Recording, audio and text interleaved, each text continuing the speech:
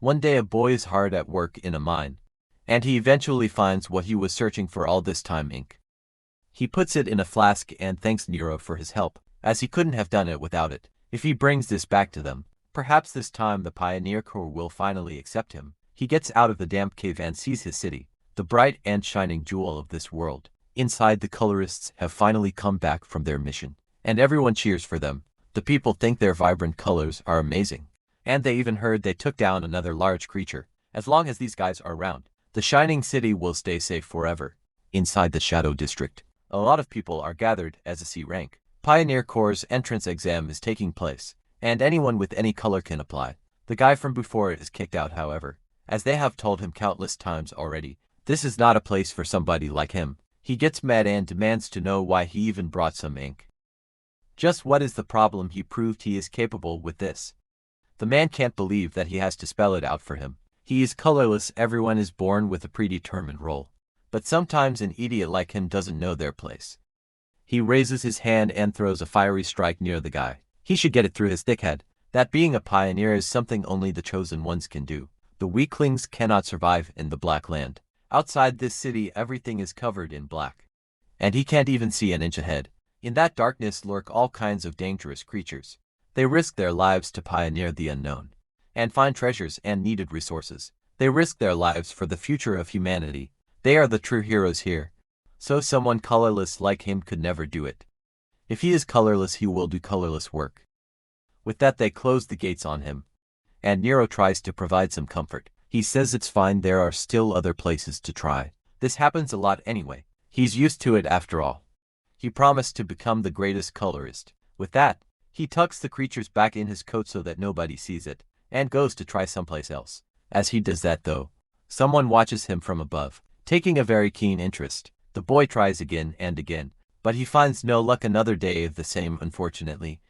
He goes to Mari's workshop, who greets him and notes that he must have been rejected again, since he has such a long face. He confirms as such and Nero jumps at her side. She notes that those guys have no eye for talent. He would be stronger than most pioneers. The boy is mad that they won't take in colorless people. No matter what they do, Mari is surprised too, as he manages to get things from the Black Land just fine.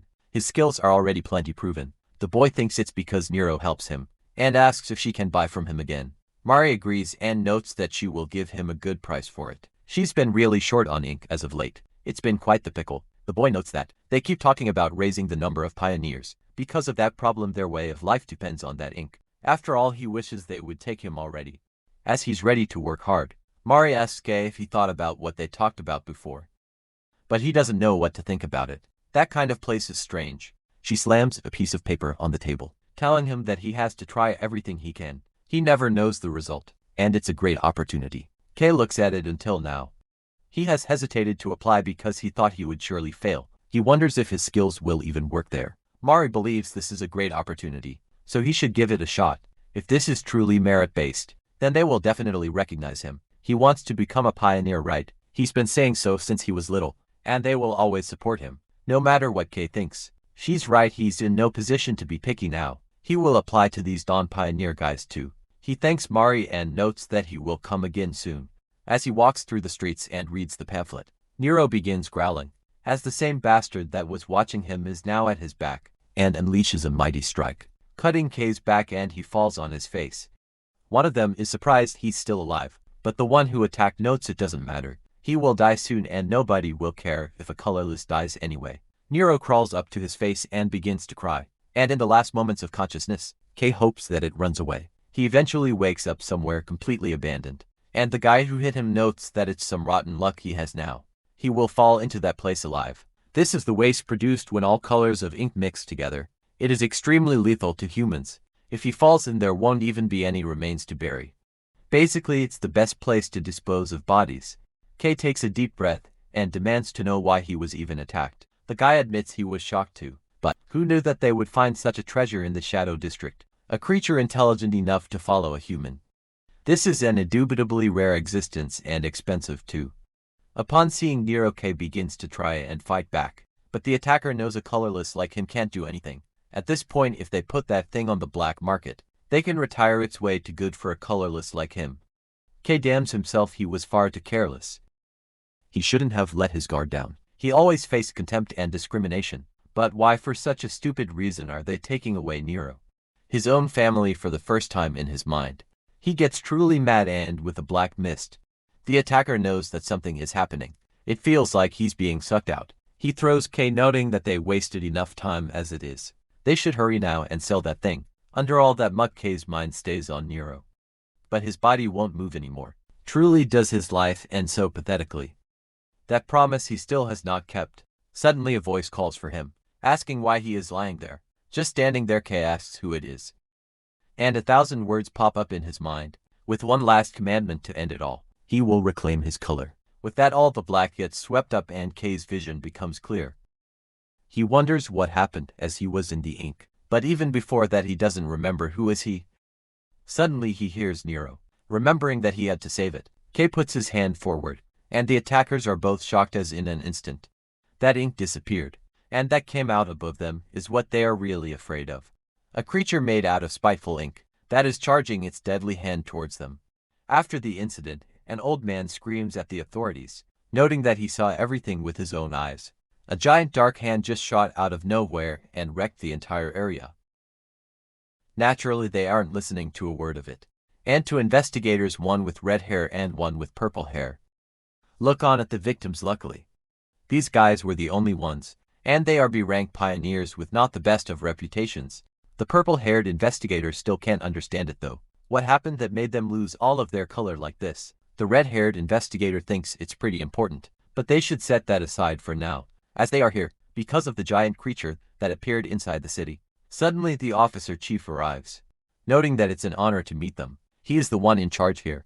But what brings someone as busy as them to the Shadow District? The red-haired investigator tells him that there is no need to be nervous. They are here on a creature investigation request. He'd like to take a look around the incident site. So could he guide him? The officer in charge immediately points them towards where it happened, and they look around, immediately finding creature traces around the entire area.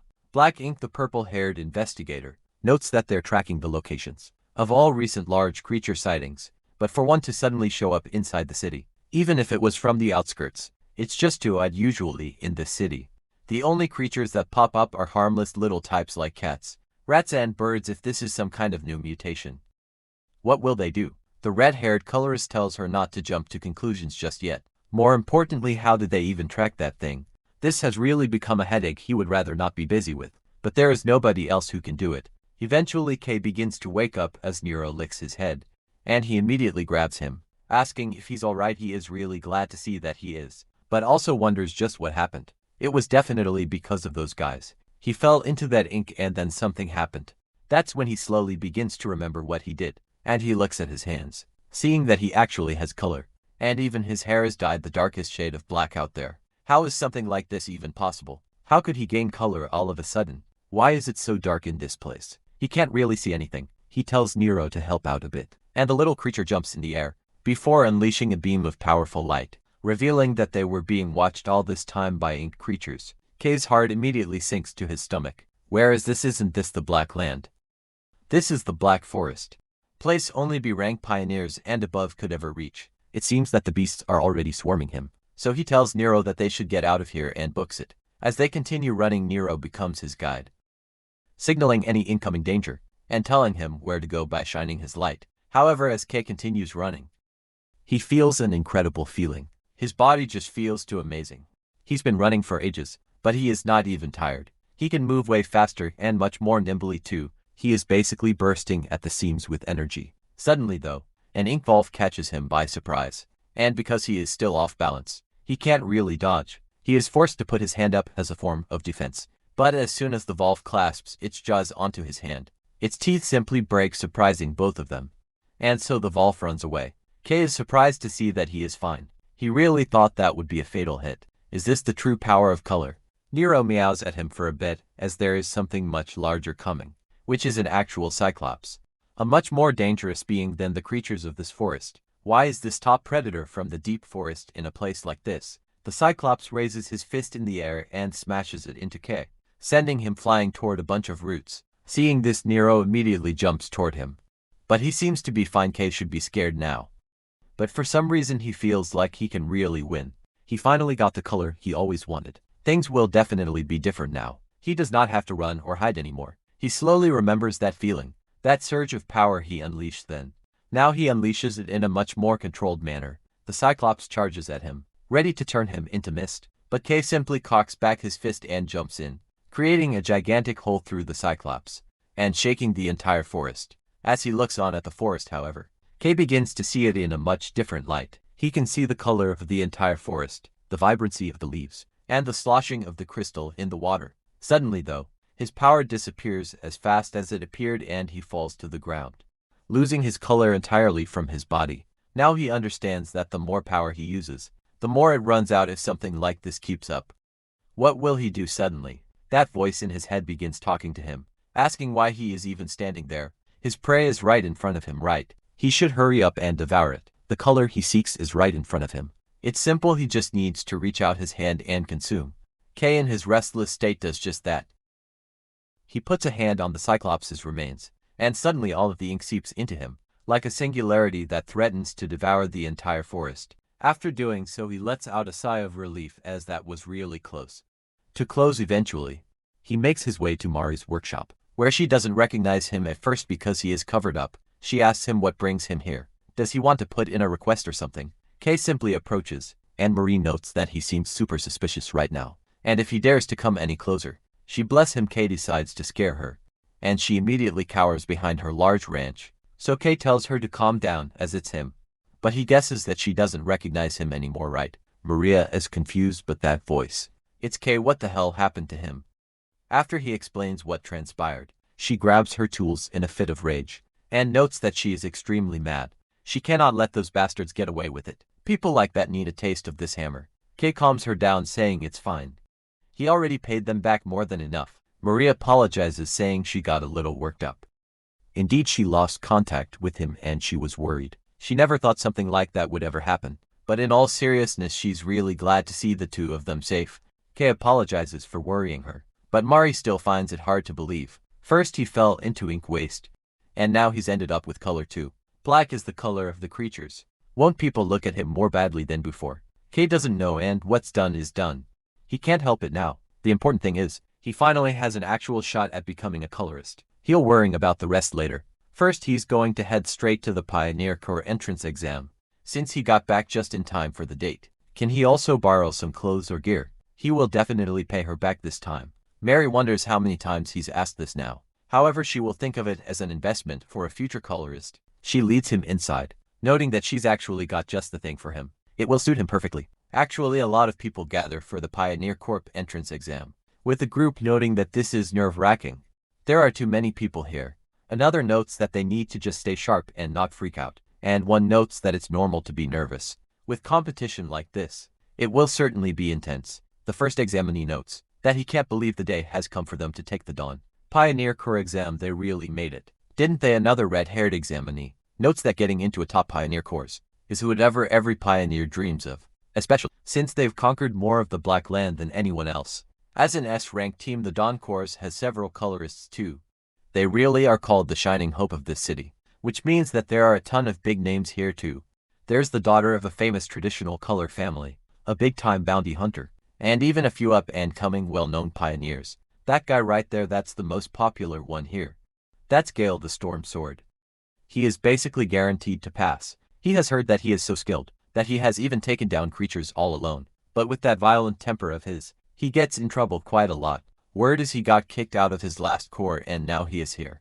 The first examinee asks why he's so scared. With a bit of training, even those guys wouldn't stand a chance against him. As they banter, Gale listens in and thinks they are just a bunch of show-offs, talking big with no skills to show. This is really lame. He expected better from an S-rank corps, but this is all they've got. There is literally nobody who stands out except that girl next to him, Ellie Cyan. She's the second daughter of the Cyan family. Isn't she just like in the rumors? Her color really isn't bad, so he is curious to see how she will react. Before he can do anything, the announcement is given that they are about to start the Dawn Pioneer Corps entrance exam. The colorists from the Dawn Corps appear and people are speaking out. They've heard they played a big part in taking down that huge creature recently. If the colorists are here in person, they must be really serious about this year's recruitment, huh? For some of them though, it's the first time they've seen a colorist up close, so they are super intimidating. The yellow-haired colorist welcomes them, thanking them for applying to the Dawn Pioneer Corps. He is sure they all came here with their own goals and reasons, whether it's money, fame, or power. But honestly, it does not really matter at the end of the day. They still need real skills, and that is what they care about. They want truly outstanding people, who can head into the Black Land and win back the territory of humanity. There is no room for mediocrity here, so they should not waste time and get started. They probably guessed by looking around, but the first test will be held as a tournament. No matter what, combat ability is the most important thing for a pioneer. Outside the city, it is survival of the fittest. If they are weak, they will die. It is the law of the jungle. They will prove what they can do here. They'll use the tournament results to pick out those who pass round 1.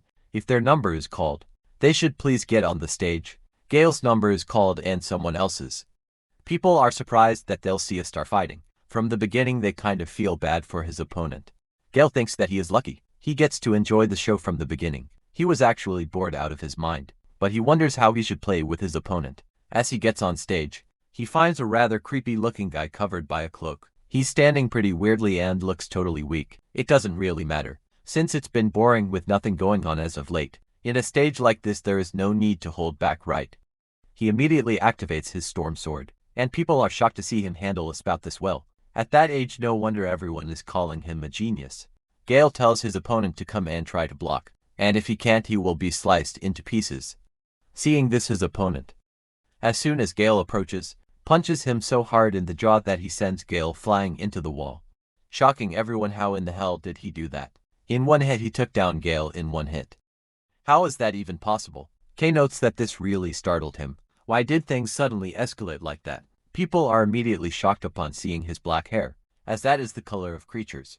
Is that even a color someone can have? Even the storm sword was taken out in one shot by the power of black ink. Kay, however, isn't really acting nonchalant about this. He just wonders why everyone is so quiet. Perhaps he messed up something. The incoming fights Kay has to win are won with practiced ease.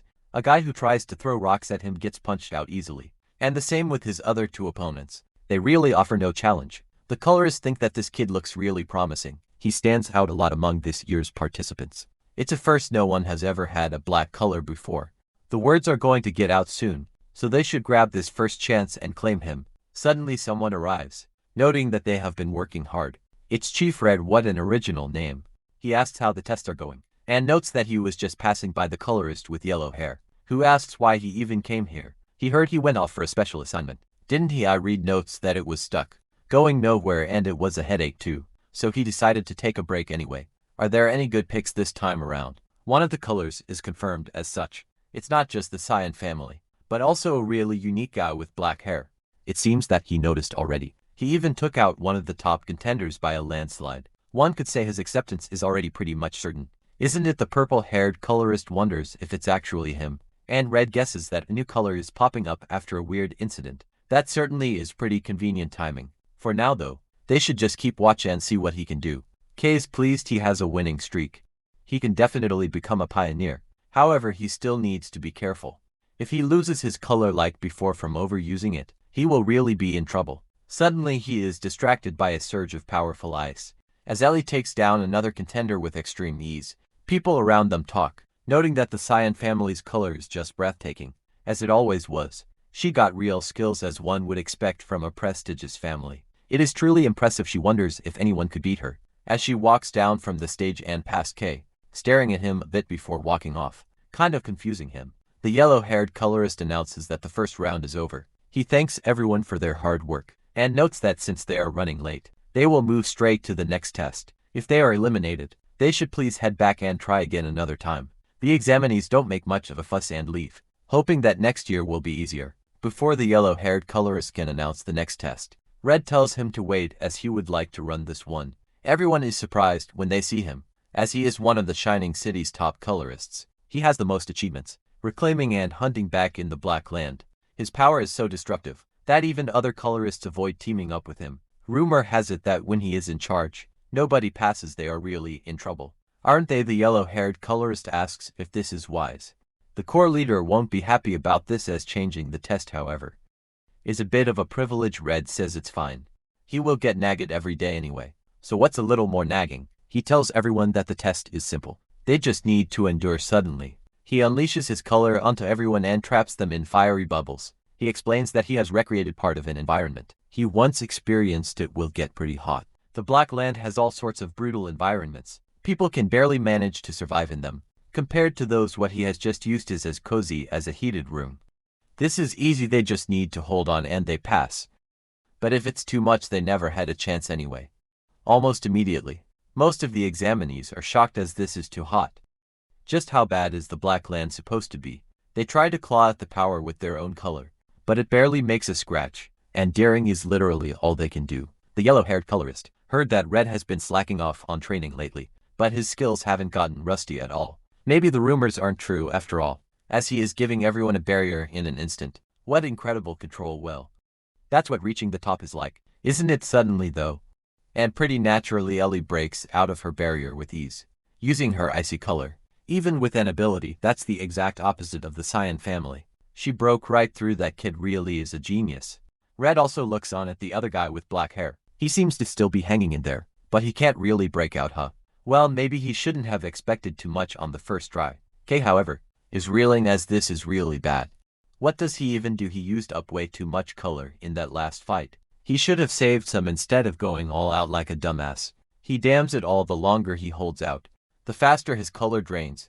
It's already leaving him slowly. If people here see him go colorless, they will treat him like a test subject or even worse. He cannot just stand here. There has to be another way. Is there anything he could absorb like last time? That's when he thinks of absorbing the actual shield. It is made of color power, after all, so maybe he can.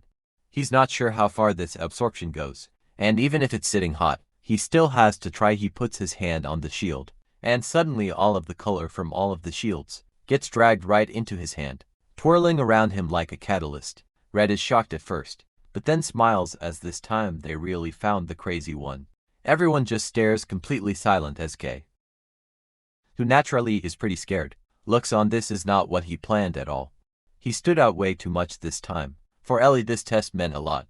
She wanted to prove the power she trained so hard for. The arrival of a totally new color no one has ever seen has stolen the spotlight. She could not help but feel a bit anxious inside. Her family has always taught her she had to be the very best, so she never wanted to fall behind anyone, especially not if it would upset her sister. That guy K was too strong. Even if she went all out, she wouldn't be sure she'd win. There is a feeling about him that you can't just call strong. It's something much more than that. Just who is he? It doesn't even matter who he is. Next time she won't lose like this. Red approaches K and notes that this must be the power of black ink. Even the shine is different. He just swallowed everything up. He is way too curious right now. So could you mind telling him more about that power of his? They could have a private chat, and he will respect his privacy too. K asks about the test, but Red tells him not to worry about it. He definitely passed. He will sit for it. If that's the case, K, surprised passed. Did getting noticed actually help him? Maybe he is finally a pioneer. Red tells the yellow-haired pioneer that he will leave everything up to them, but the yellow-haired pioneer tells him that the test isn't even over. He's just going to do his own thing again. Isn't he? Red promises to make it up, and the yellow-haired pioneer relents. He apologizes for the other examiner's interruption, but the test will continue on, except for No. 17, who broke through on her own. The rest will move on to an extra round. Ellie would want to be happy. However, her gaze is locked onto the retreating K and Red. Before long, they arrive at a place K is very familiar with, where he fell into that ink waste. Red explains that it's pretty rough. There was an incident here not long ago. Two pioneers, both once color holders, turned colorless here. That was a first for them, according to a few white eye witnesses. Some said they saw a giant creature pop out of the ground, and right after that he showed up as the first ever black ink. That's some pretty crazy timing, with the power to absorb colors too. Something's totally different about him, isn't it? K tries to avert his gaze, but this guy has him figured out from the start. Can he run from him? There's no way he could. This guy is even called a hero amongst other colorists. Red, seeing his flustered face, holds a dismissive hand up, noting that he was just teasing him, but that him being honest really isn't that fun. His job is to figure out what happened here, but what he is really interested in is his ability, that black ink in his power. It's nothing like he has ever seen before. Color abilities seem simple, but they usually cannot be mixed. However, his power ignores all of those rules. Judging by the second test, he can't really fully control it either, which is why he ended up swallowing everything around him. K can't deny it, but Red actually wants to give him a proper test. Doesn't he want to know what his power can really do, how it works?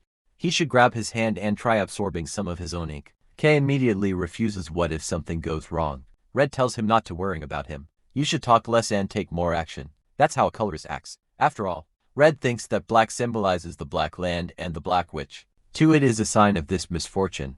It swallows all. Letting a power like this run unchecked is not wise.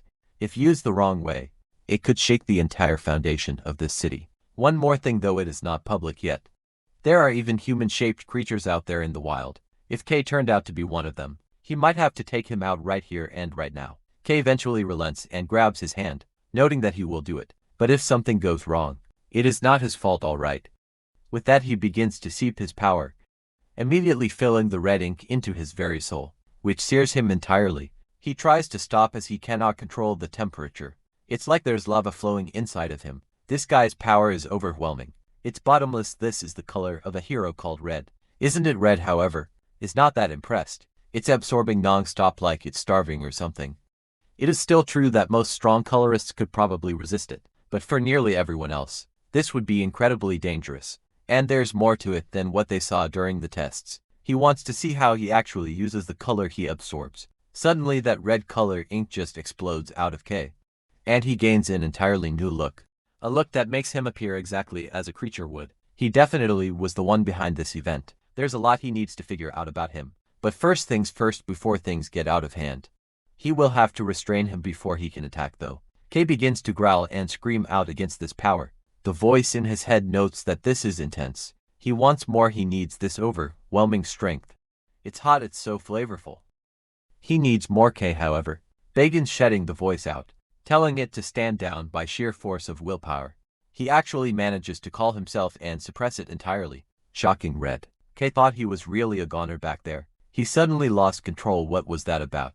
He lost it in front of the colorist of all people. He really needs to learn what his ability is about. Soon he approaches and notes that the power was a bit overwhelming. But at least it kind of worked right. Red notes that this is pretty exciting, honestly, and notes that it's good. That's enough for a test. By the way, he probably noticed, he is handling everything that has happened in this place since he was hired. He has to find out who is responsible, and he has a very suspicious person right in front of him. There is a pretty big interest in this case. Plus, with his powers and color, he would be a prime suspect if people heard even a rumor. Although it happened on the outskirts of the city, damages are probably well into the millions. He could even handle something like that. Never mind the money, but the city authorities might just banish him or worse, use him as a test subject. K relents. There really is no way out. Is there? He is a victim here too, though. Just what is he? What's he supposed to do? Red, however, tries to play it off, noting that if he joined up with him, perhaps he could help him out. K immediately agrees, bowing down. And Red tells him that this doesn't mean he will fix everything for him. He will just have a few requests he can help with. Can he handle something like that? K thinks that there is no chance he will pay a ridiculous fine, or end up as some sort of lab rat. He will do anything if he can just work this off. He agrees to do whatever it takes, and that's exactly what the Red wanted to hear. As he drives off, in a reinforced vehicle that looks more like a ship than anything, K thinks he's never been this far before. Is this the first step of being a pioneer? Gale, who is also in the vehicle with him, tells him he is making him nervous, and should stop being a distraction and just sit down. K thinks that starting real pioneer work is exactly what he hoped for, and he is a team member with Gale and the others. But is something like this really happening? Before all this, Red told him he'd want him to join in exploration. He's got a spot picked out in an unexplored area, and it looks like he would definitely need his help. Seeing his worried face, Red told him he wasn't going to be alone. He needn't worry that much. All the new recruits were sent to join, so he is basically just one of them. The Corps will announce the expedition plan really soon. Details will come. Then he just needs to be on time and show up at the designated spot. When he got on the vehicle, these guys were already waiting for him. Red's interference shook up the entire exam process, so to keep things fair, everyone got another shot. That's how a bunch of strong contenders passed the extra test, and the top scorer, Ellie, asked to join Red's team herself. Gale notes that he can't believe he got embarrassed by this clueless bastard. He just let his guard down for 1 second. Just one. Next time, he shouldn't count on being lucky again. When this exploration ends, he will be ready. If Lavian hadn't been right behind him right now, he would have crushed him in this spot. Ellie tells him to drop it. He would just get knocked out again anyway. He is wasting his breath. K is way out of his league. Additionally, she is the one who will be challenging him first. They made eye contact before and both agreed, so if he lost he should keep quiet and wait his turn. Kay never actually agreed to that. The eye contact was just consent, and seeing the energies between the two, he wonders if this really will work out. They arrived at a Dawn Pioneer outpost, which is quite mechanized and orderly. When Kay went out to the Black Land before, he always prepped solo, so he had no idea it was like this. S-Class Core really does things. Big supplies set up everything. Suddenly someone pokes his cheek asking why he is spacing out.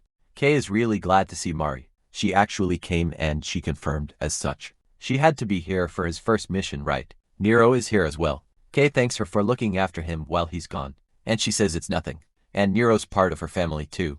Plus joining Dawn Core Expedition is an awesome opportunity for her. Her skills will definitely come in handy, so it will definitely be a great experience to learn. Suddenly someone calls that it's assembly time, so everyone should gather over here as planned. They will be entering the Black Land really soon. Kay hands Nero back to her and notes that he should get going. Mari tells him not to be reckless, and tells the squirming Nero not to be sad, as Kay will be back really soon. Suddenly though, Nero just jumps out of her hand and seeps into his shadow. Surprising her, she wonders what is going on, but at this point she can't really stop Kay, so it should be fine, right? A woman with bright orange hair tells everyone to get ready, as they are just about to head into the Black Land. They should remember that safety always comes first, no matter the mission according to the scouts. Area 21 has had reports of unknown dangerous creatures. It is also where the corpse of an rank creature was found, so this is an extremely dangerous place. As she tells everyone to stay sharp, someone calling her Lady Arancha comes running, noting that Chief Red has taken the new recruits, and left their assigned formation without permission. Her eyes widen and she asks if it is true, which the man confirms. She scratches her head as she can't really believe him. They will need to bring those rookies back home safe. It seems as Red's team enters the Black Land. Kay notes that the expedition team is heading somewhere else. Is he really okay with them being here? Red tells him that their destination is different, but Kay really doesn't like this, as all the rookies are together too. Why are they even taking them along? Red himself notes that it wasn't his plan to hand feed just about anyone, but with him here they won't get seriously hurt. He probably knows that already, right? Well, enough talking. They should move now. They end up in a clearing with a bunch of shadowy ink beasts, and immediately get to work. Ellie uses her cyan ink to take them down with ease, but now understands this is the Black Land. The place is suffocating, and creatures keep pouring in from every single corner. This real fight is nothing like her training. She'd better watch her energy too.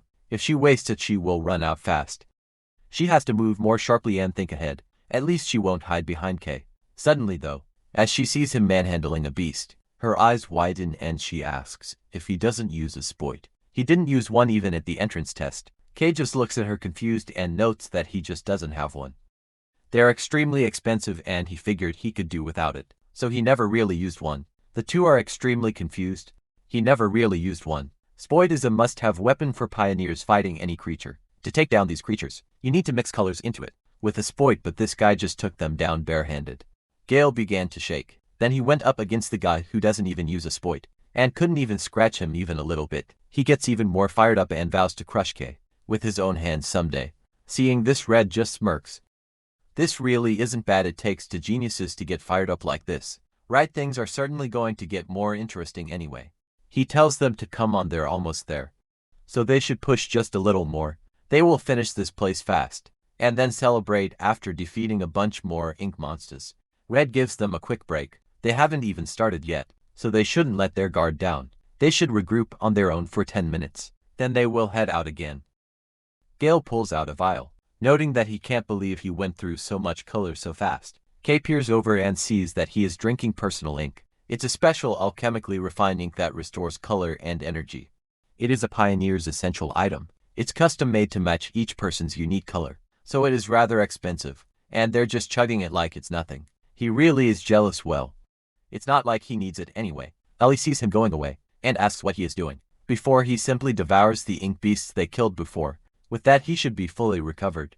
That's really nice. Ellie asks if he's okay, and he says he is totally fine. He has done this plenty of times already. Ellie is kinda confused. He just absorbed the creature and nothing's wrong. Gale thinks that this guy is actually insane. He just takes that in like it's nothing. Before they can speculate more, Red tells them that their break is over. They've rested enough, right? They should move as they are here now. They eventually find some sort of black barrier, and Kay wonders what this even is. Red explains that this is why he brought him here specifically. He should see for himself. He unleashes a red blast toward the barrier. It just dissipates if one tries to break it with force. This thing absorbs that power and it gets even tougher. This absorption part is similar to his ability. Isn't it? That's why he had a hunch his power could remove that barrier. Inside the barrier is a path to the ruins. And in those ruins they need to find their mission objective, which is Stella Fragments. Kay's eyes widen as he hears this, and the others wonder what the Stella Fragment even is. But Kay remains silent. Red just tells them it's something Shining City is desperate to find, which he will explain later. For now they should try to get rid of that barrier first. Kay goes up to the barrier and touches it, and immediately it begins to vortex into him, making Red crack a genuine smile. This really is working, he says. That barrier is disappearing. It seems that his power is going to be really useful from now on. Suddenly though, the others feel some kind of vibration that is way too loud. If they make this much noise, before they can even finish, an entire army of ink beasts appears, attracted by the sound. Red expected something like that. An entire crowd showed up to cheer them on. They will handle these creatures while Kay takes down the barrier. He orders the two to sweep them all out. Gale moves in, unleashing his wind-like ink to shred the monsters to pieces. And Ellie does the same, summoning glaciers to impale the monsters with. Red is impressed. He was ready to step in if needed, but it seems like there is no need at all. He figured he'd have to clean up after these rookies, but they are good enough to bring along alone.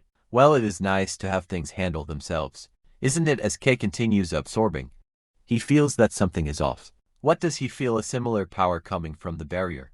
Is it because it's also black? If he loses focus for even a moment, it might steal his color instead. This is a power struggle, but he is stronger. Pushing once more, he absorbs the entire area barrier, revealing the entrance to the ruins, which seems more like a bottomless pit than anything. He tells Red that he did it, who is pleased to hear it, and knows that his instincts were right after all. He tells the others that the barrier is down, and they should take it easy and regroup over here. There is no need to finish them all off. Suddenly though, his eyes widen as a white light appears in the sky, and he grabs Ellie and Gale, before they are shredded to pieces by a strike that sunders the very earth below them.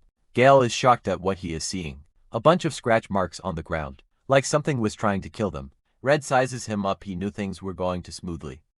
He got reports about a dangerous entity in this area, but of course that thing had to show up. Now it looks like there is no time to mess around anymore. This ink monster looks more like a human than anything, and wields a bunch of weapons behind him. He is a spirit of vengeance. Red tells them to listen up and head into the ruins right now. They should work together and find the Stella Fragments. They are more than capable of doing something like this. Kay wonders how they can do it alone, but Red just pushes him into it, noting that they don't have time to talk.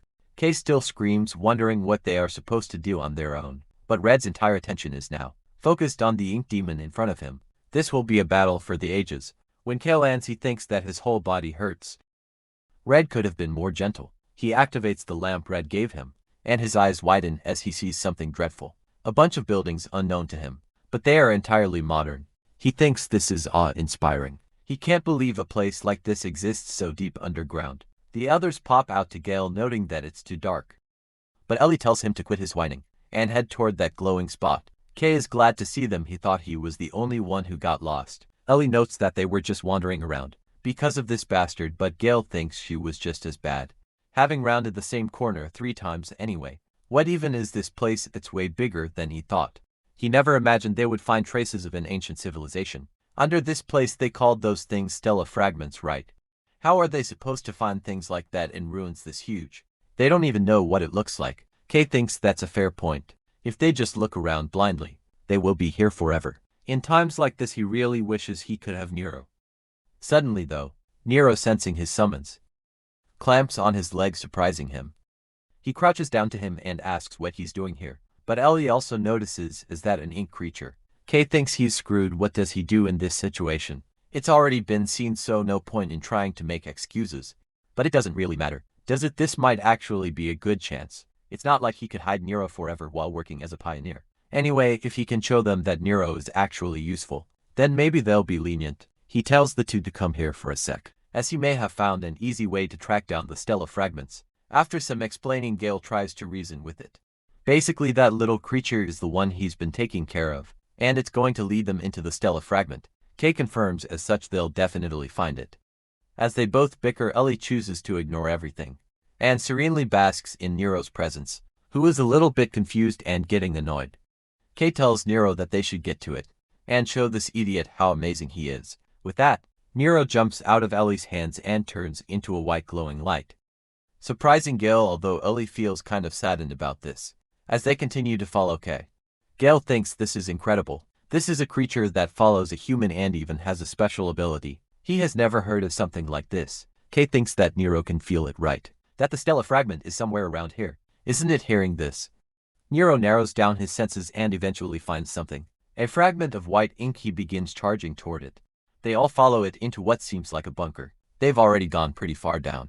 So how much deeper do they have to go? Gale asks what he's hesitating over. Is he scared or something? If so, he can stay behind.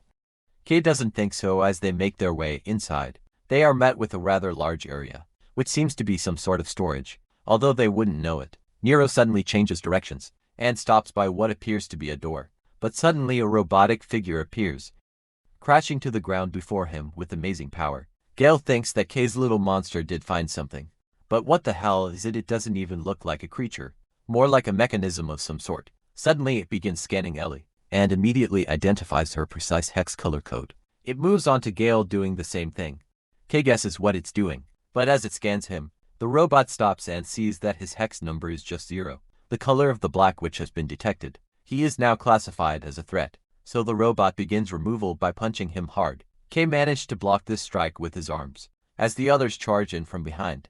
Kay pushes his fist into the robot, pushing it back slightly. What is this damn thing made of? Before the robot can attack again, Ellie strikes with her power and Gale does the same, but it doesn't even leave a scratch on it. Maybe this thing is not a creature, as her strengths aren't working at all. Is that ink in its core the weak point? They will need to hit it no matter what. Kay moves in and unleashes a strike at the robot's side, but it doesn't get affected at all and tries to strike Kay again, who has barely seconds to dodge. He can see that regular attacks don't do a damn thing, so what now? Wait. He coats himself in black like last time. It should really work, right?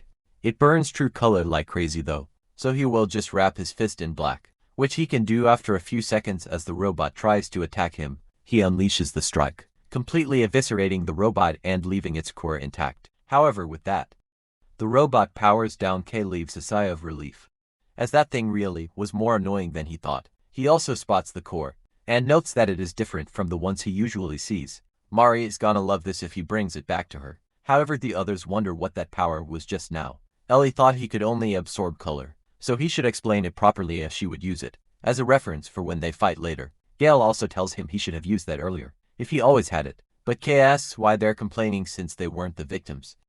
That move uses a ton of color, so he doesn't use it unless he really has to. Suddenly though, the door Nero stopped by opens on its own, revealing a black void. Nero himself comes out of hiding and points at the door, clearly indicating that something is there. Kay can't see anything, so he wonders if it's really safe. Is it like a barrier they saw above?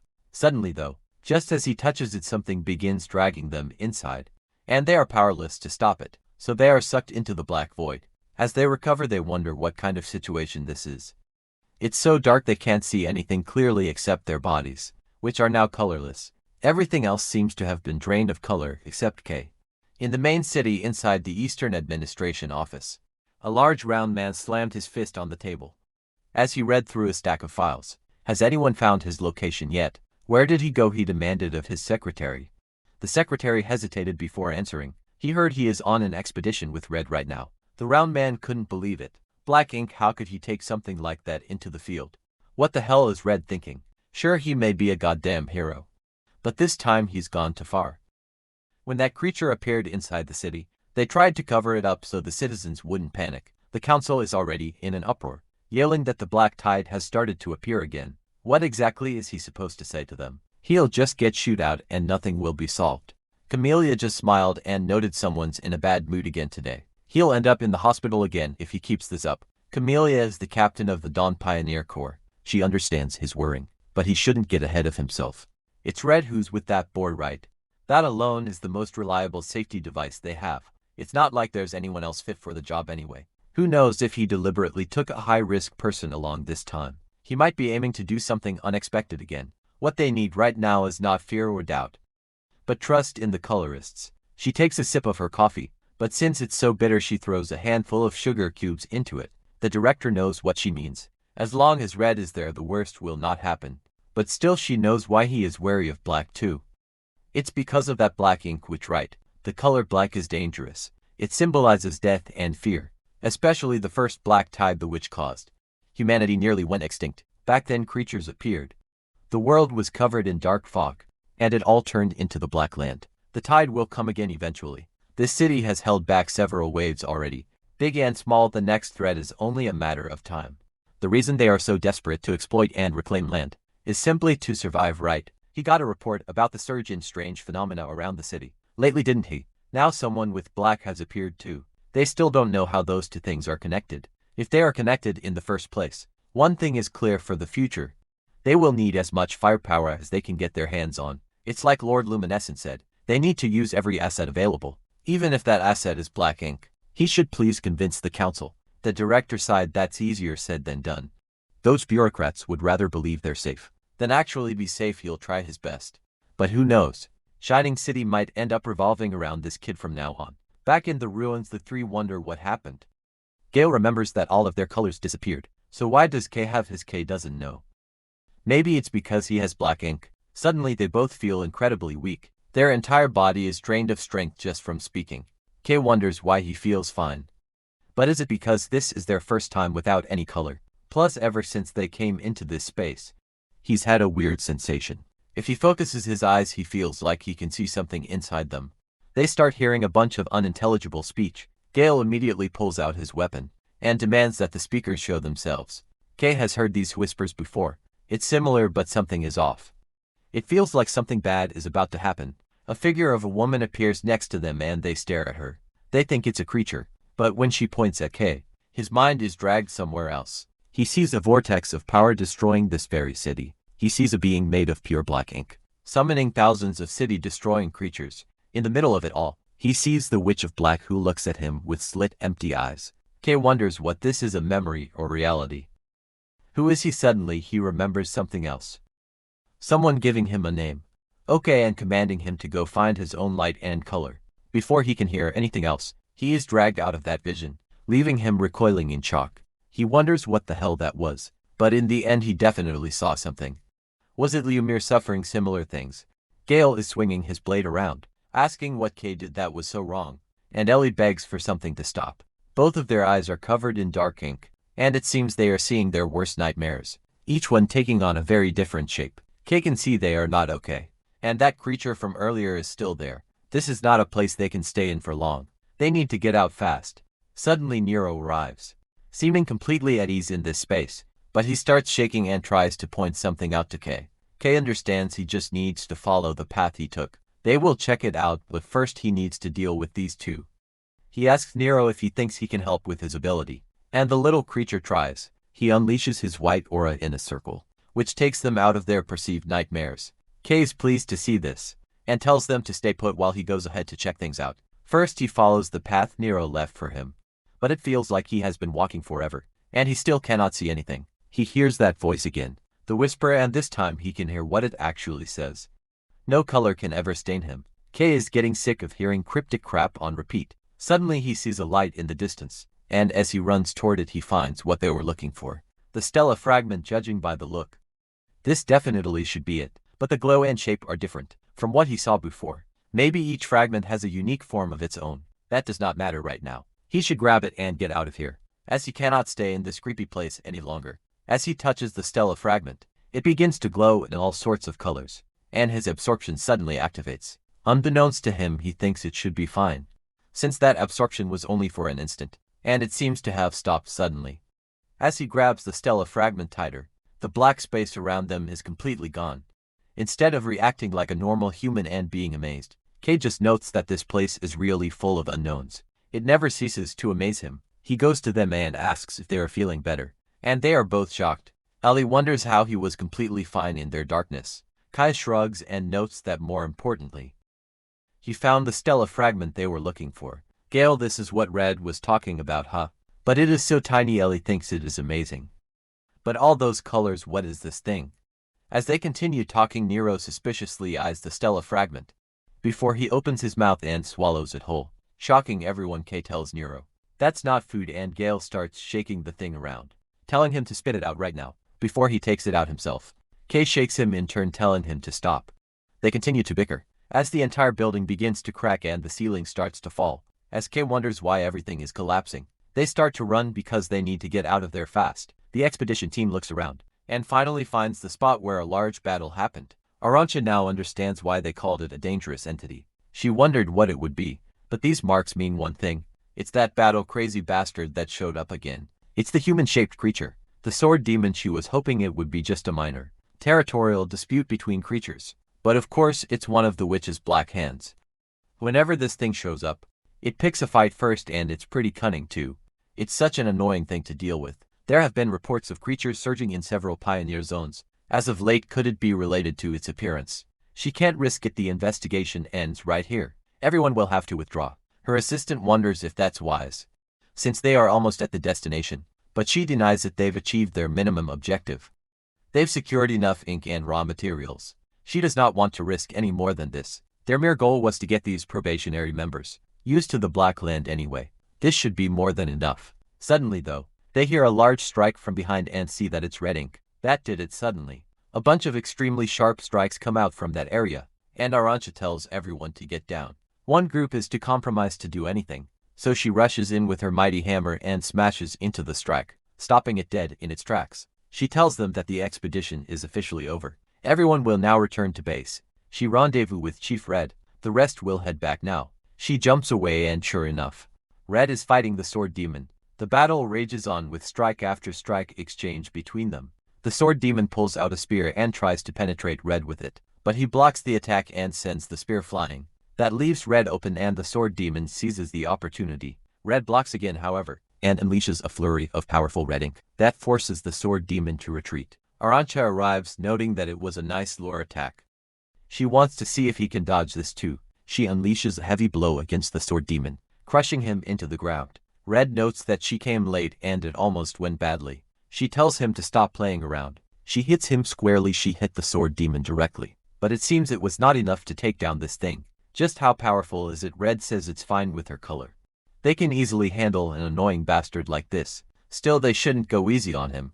Arantxa thinks it's a good thing she arrived before he went all out, because no colorist, including her, wants to see him fight for real. He knows that already since she's here. They should break off another of the witch's black hands, right? The sword demon himself knows he's at a disadvantage. He is not enough, he will lose. Just as he thinks that, Kay's voice rings out. Noting that they are almost there, everyone's eyes widen as from behind the sword demon, the voices of the others begin to file out, and sure enough they appear. Kay sees someone strange standing in front of them, and someone else far in the back.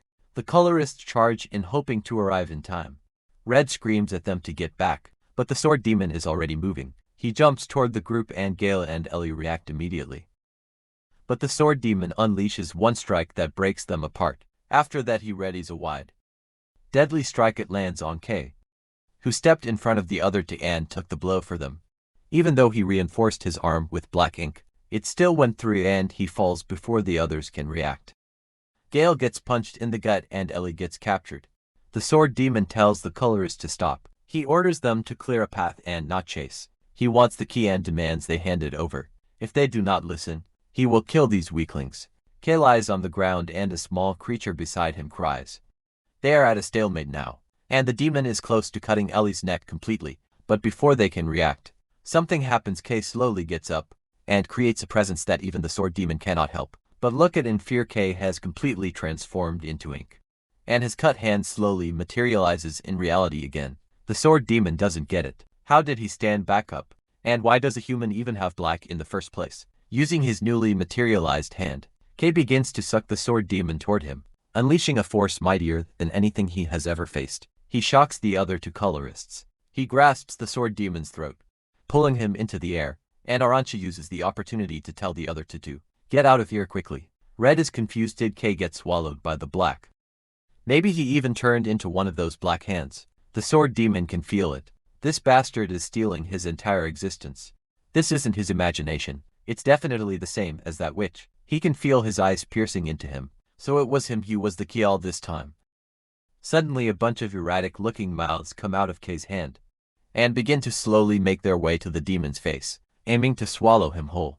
Before that can happen though, the sword demon pulls out his last blade and cuts the mouths up. He knows he cannot take the key like this. He will be too volatile, so first he cuts off his arms and legs. Those can always be replaced. He unleashes a flurry of incredibly deadly strikes, but his sword does not even go through K at all. He grasps his sword and summons his dark ink across the ground. The sword demon jumps away before he can be swallowed whole, but even he is surprised by what is happening.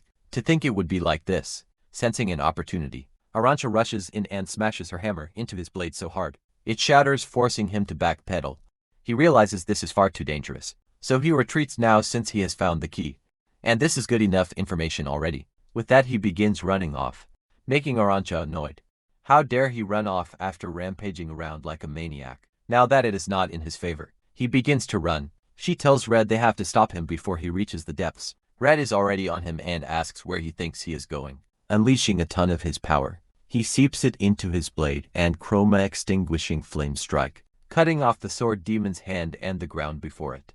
This makes him lose a hand permanently. Because this is chroma, the sword demon cannot regenerate.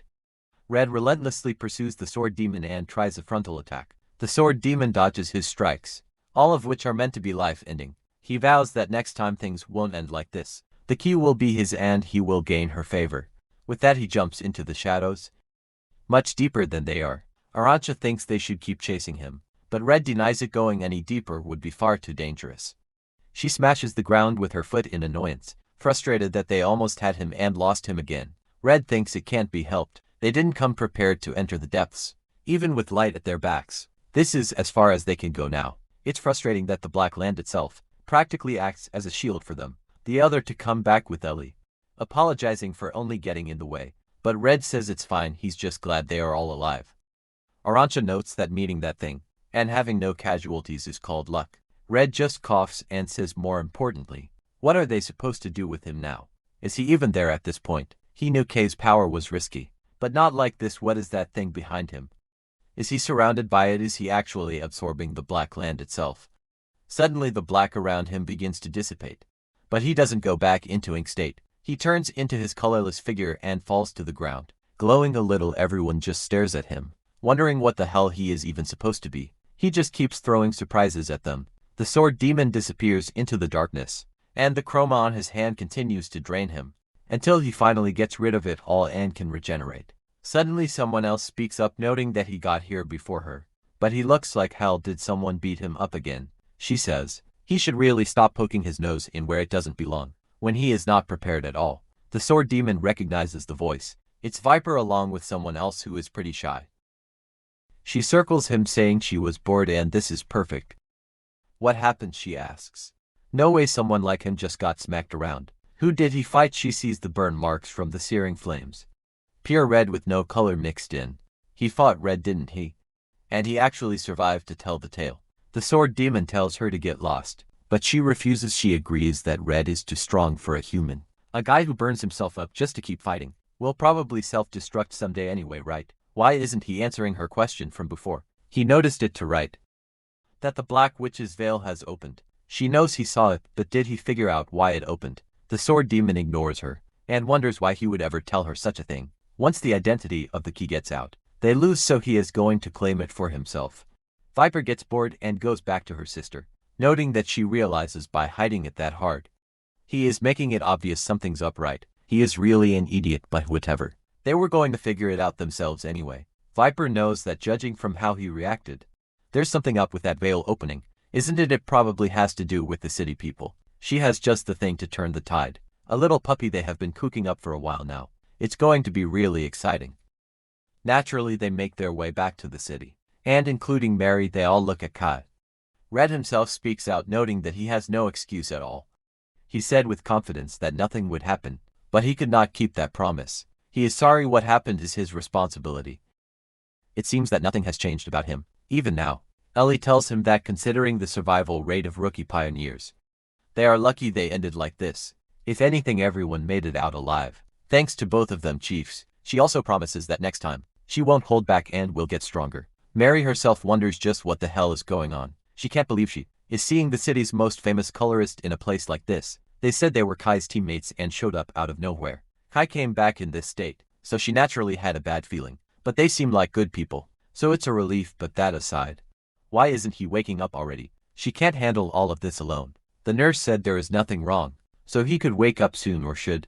Red comes up to her and notes that, as she heard earlier, there is no need to worrying about Kai's condition, and he also wanted to ask something. They are looking for a small creature called Nero. Does she know where it is? Suddenly though, Gale notices it and points it out as it is coming out of Kai's shadow. Looking a little confused about the sudden attention, Gale, however, tells Red that this is the thing that swallowed the Stella fragment, and made him explain something that was extremely hard to explain. He immediately tries to grab Nero, but the fast feline dodges, and uses his head as a booster pad into Mary's arms. He is okay. She knew he would be in Kai's shadow. Red looks at the creature, and notes that something feels familiar about it. Perhaps he is imagining things. Suddenly though, Nero opens his mouth and shoots out the Stella fragment, with Ellie being relieved going to get it out. Red grabs the fragment and knows that they have finally found another piece. So many sacrifices just for such a tiny thing. Kai begins to come back to consciousness and remembers what happened, about the attack that he suffered, and he suddenly jolts awake right as Red picks up the fragment. He wonders where he is, and where that thing that attacked him even went. Wait, more importantly, he is colorless right now. Isn't he? What excuse can he give if he gets kicked out like before? There is nowhere to go. Red tells him to lift his head and not look so miserable, like he just committed a crime. He personally doesn't care what he looks like. What matters more is that all of them performed brilliantly on their first expedition. He didn't expect them to pull off this much. He will be working them hard from now on, so they should brace themselves. He welcomes them all to Red's team. Kai is shocked but then smiles and bows his head, confirming that he will be under his care. Red is glad that they've covered everything they needed to, so now they can go ahead and dismiss themselves. He is going to meet Lord Luminous. With that he leaves. Ellie is the first to speak. He probably has a lot to explain, but she won't ask much. Does he remember anything? Kai knows Red told him to keep quiet about it for now, and notes that he doesn't really remember much from back then. Ellie understands she will let it go for now. He is obviously hiding something, but it doesn't matter. More importantly, is there any way to get back his color? Mary tells her not to worry about that. She's got something prepared just for situations like this. She rummages through her pack and eventually finds it. Black ink. She snagged it from a disposal site. Ellie wonders what that is. That's not even ink, it's legit. Just a waste. Why would he get something so dangerous? Kai pops the cork of the vial and notes that she's the best, as he really needed it with that. He just chucks it without issue and then recovers his color fully.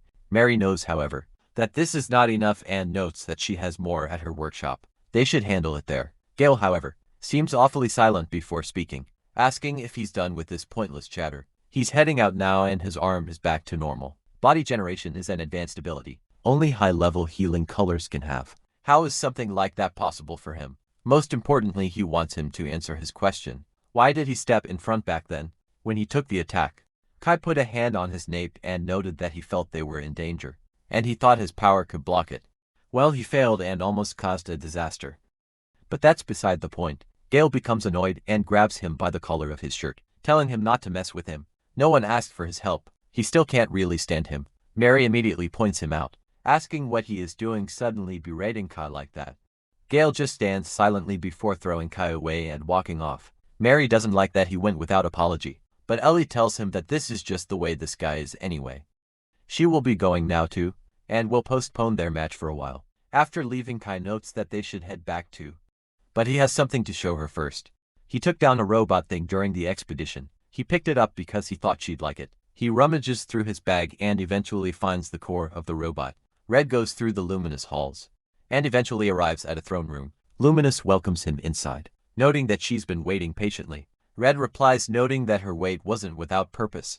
He can finally bring up some good news. After a while, just as she predicted, they've succeeded in opening the Black Witch's veil. Back at her workshop, Mary immediately picks apart the core, and notes that she has seen it in books. But this is definitely ancient civilization tech. It's a device that uses ink as fuel. They are used to that part, but the efficiency of it is insane. Just faded ink was enough to keep a rune golem running. All of this time their technology was truly amazing. Kai notes that it looks like just any other core. Is it really that special? Mary confirms as such. Even famous pioneer cores rarely find stuff like this in the ruins. Maybe once a year if that. She wishes she could have experienced that era herself. A world full of long-lost ancient history and technology. Kai thinks that it's valuable then. If it's an ancient relic, they could probably sell it for a lot, right? Mary begins to fuss, as this is why tech-ignorant people are annoying. He thinks a technician like her would throw away a chance like this for money. Of course she's going to take it apart and study it anyway. He can look forward to it. Ideas are popping into her head like crazy, right? She will make perfect equipment just for him. Kai is pleased, however. Judging by how happy she is, bringing this back was the right call. He grabs Nero and notes that he will be coming by again later. But she stops him as she just remembers someone came looking for him. It was when she went deeper into the Shadow District to finding to help him recover.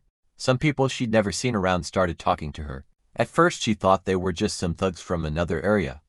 But they knew who they were and came looking for them specifically, and noted that they would like to meet that black wielder everyone has been talking about. When they said that, she figured nothing good would come from getting involved, so she just ran away. Kai thinks that's pretty dangerous. He told her not to go deep into the district zone, and she knew, but this was pretty urgent anyway. She tells him that if he sees any weird people again, he should not get involved. Kai thinks that this is unsettling. Still, this entire area is pretty safe, so there shouldn't be any big problems. If their goal is him, they'll come find him directly if they really need something. As he walks through the streets, Kai thinks that he's tired now. Now that he thinks about it, it's been a while since he actually went home. He should hurry up and get some rest. Still, there are many more drifters lately. The kind of people who normally stay underground are coming up here. Did something happen? Perhaps a gang war broke out? Suddenly Nero grabs his attention and points him out into an alley. But Kai doesn't know about that, as he knows going deeper into the Shadow District is dangerous. However, Nero begins to fuss and Kai reluctantly begins walking into the alley. Nero's instincts have always been accurate. After all, so there is definitely something there.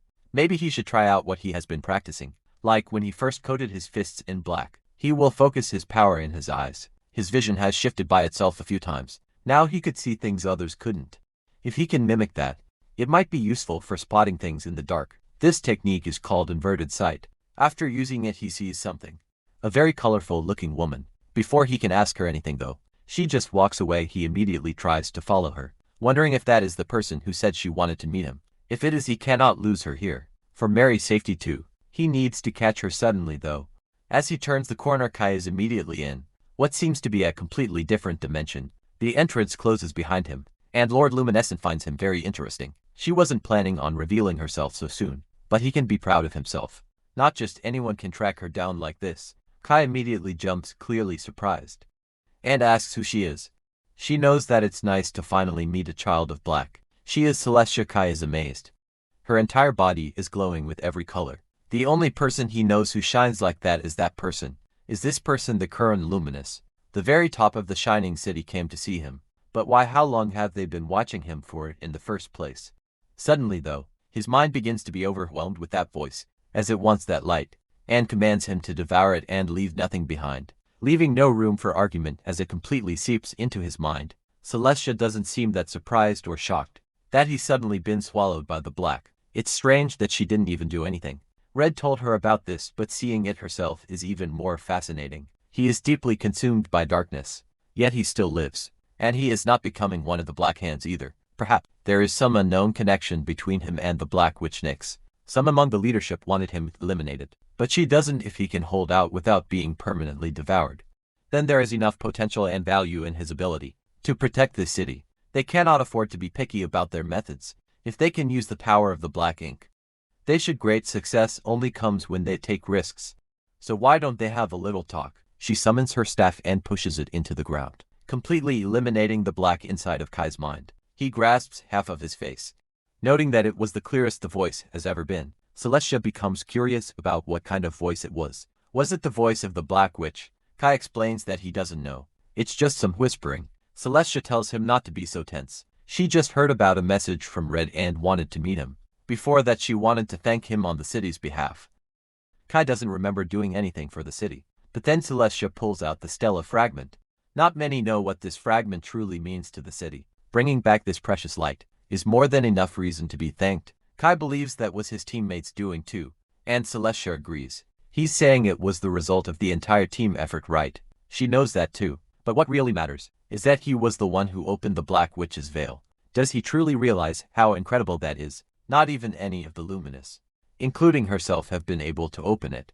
The only ones who can open it are the Black Witch, or maybe the Black Hands too. Stellar fragments are scattered all over the Black Land, but most are sealed inside the Black Witch's veil. They've been constantly clashing with the Black Hands to claim them. Until now, all they've gotten are a few lucky pieces that happen to be exposed. Outside, Kai thinks he gets it. But why is she explaining all of this to him? He doesn't even know what those fragments are used for. Why are Red and even she paying so much attention to them? Celestia forgot she should have explained that part first. Well, rather than explaining, it would be clearer if she showed him. He shouldn't go talking about this to anyone. Only a handful of people in the city know about it. Suddenly the entire place changes into what looks like a city. Celestia tells him not to panic, as she just brought them here where she resides. He is the first person she has shown this to, so it may be a good sign he should watch closely, as the radiance that blooms out of the darkness will be amazing. Using the Stella fragment, she unleashes a whirlwind of color, almost like an orbital strike, and Kai watches wide-eyed as the Black Land is being pushed back. Naturally, news about this breaks out. A new dawn has arrived in the city, as Luminous has pushed back the Black Land and reclaimed their territory. Once again people read the news eagerly. Understanding now the pillar of light that came yesterday, it is truly a game changer now, which means they will be even safer from the creatures anyway. What truly matters right now is that tons of new opportunities are going to come out. With this new land, they will be able to get more rare resources and ink. Kai reads the paper and hears two friends talking. One noting that he heard some families starting a new pioneer course. He has to invest early if he wants a big share. Kai himself is a little surprised that the city is in such chaos after just one day. Well, thinking about what happened yesterday, it's only natural after she was done with illuminating the area. Celestia came back to the ground and asked if he had seen right. Stella's fragments can do a lot more than he thinks. What he brought back was truly extraordinary, so he should be careful, as the Black Hands are also after the fragments. Once they learn of his power, they'll come after him relentlessly to capture him. He needn't worrying too much though. The city has been blocking their influence for a long time.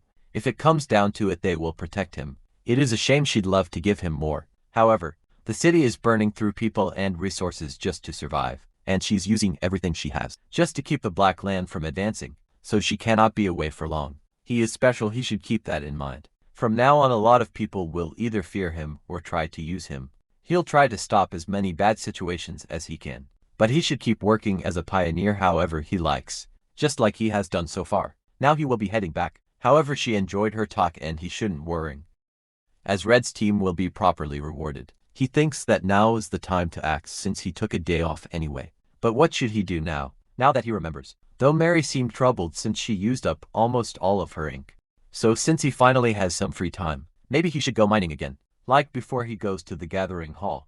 Thinking that there would never come a day when he would walk into this place. The gathering hall is where all kinds of pioneers come together. Back when he was colorless, he couldn't even get near it, but now he can walk proudly inside as a pioneer. Immediately as he enters, heads turn as they recognize him as the first Black Wielder. Some note that he's creepier up close. Some find him fascinating, but also pretty ugly. Naturally, rumors, prejudice, and all sorts of trash talk are prominent around the entire hall, with him becoming the center of attention. Even high above higher-ranked colorists are enjoying looking at him, as they've never seen something like it. A purple-haired one tells him that he should stop acting like a child and come sit down, but the red colorist wonders if she really isn't curious about what Red picked. Come to think of it though, wasn't Aranka there on site? How was he? Aranka herself notes that he was definitely a memorable, influential presence, but at the same time, there was an unknown risk about him, someone they will have to closely watch from now on. Hearing this, the red colorist becomes even more curious, as he is the only one with black ink. The receptionist welcomes him and asks if it's his first time inside the hall, and Kai confirms as such that he would like to find work if he can. The receptionist notes that, since he hasn't received his official badge yet, he should fill out this form, as new pioneers can take low-risk missions, like ink mining or small creature extermination. A bunch of low-level colorists look at him as he does so, muttering that he is disgusting and not even human. One of them knows that he is just an ominous and gross creature. He doesn't know why all these idiots are making a fuss about it. Like he is amazing, they all seek validation from their boss who agrees. This black ink bastard really hurts his eyes. He didn't like him from the moment he set eyes on him in the expedition. He is some half-breed who just lucked out because a colorist noticed him. He doesn't even get it. Why are they dragging that thing around like it's normal? He is a total rookie with zero experience. This is why B-rank veterans like him should be joining instead. Well, since he is leaving now, and their duty is to protect the city from pollution. They should go and purify him properly. Kai goes outside the city and, using his newfound ability, finds a ton of colored ores, having never found so many before. He heard mining yields have been dropping lately, so this should be a big help. Since these ores can be used as fuel or weapons, like ink, they'll sell for a good price. And Mary is certainly going to be thrilled about it. Thanks to these eyes, gathering resources has never been easier. No matter how dark or hidden something is, he can clearly see it. It burns through a lot of color, so he can't use it for long, but it's better than just putting it on Nero's shoulders. Again and again he finished pretty fast. Faster than expected. If he goes back with this much now, he will only attract attention, so he should just kill some time first. It might be a good chance to practice the ability that he's been putting off. His first main skill is ink drain.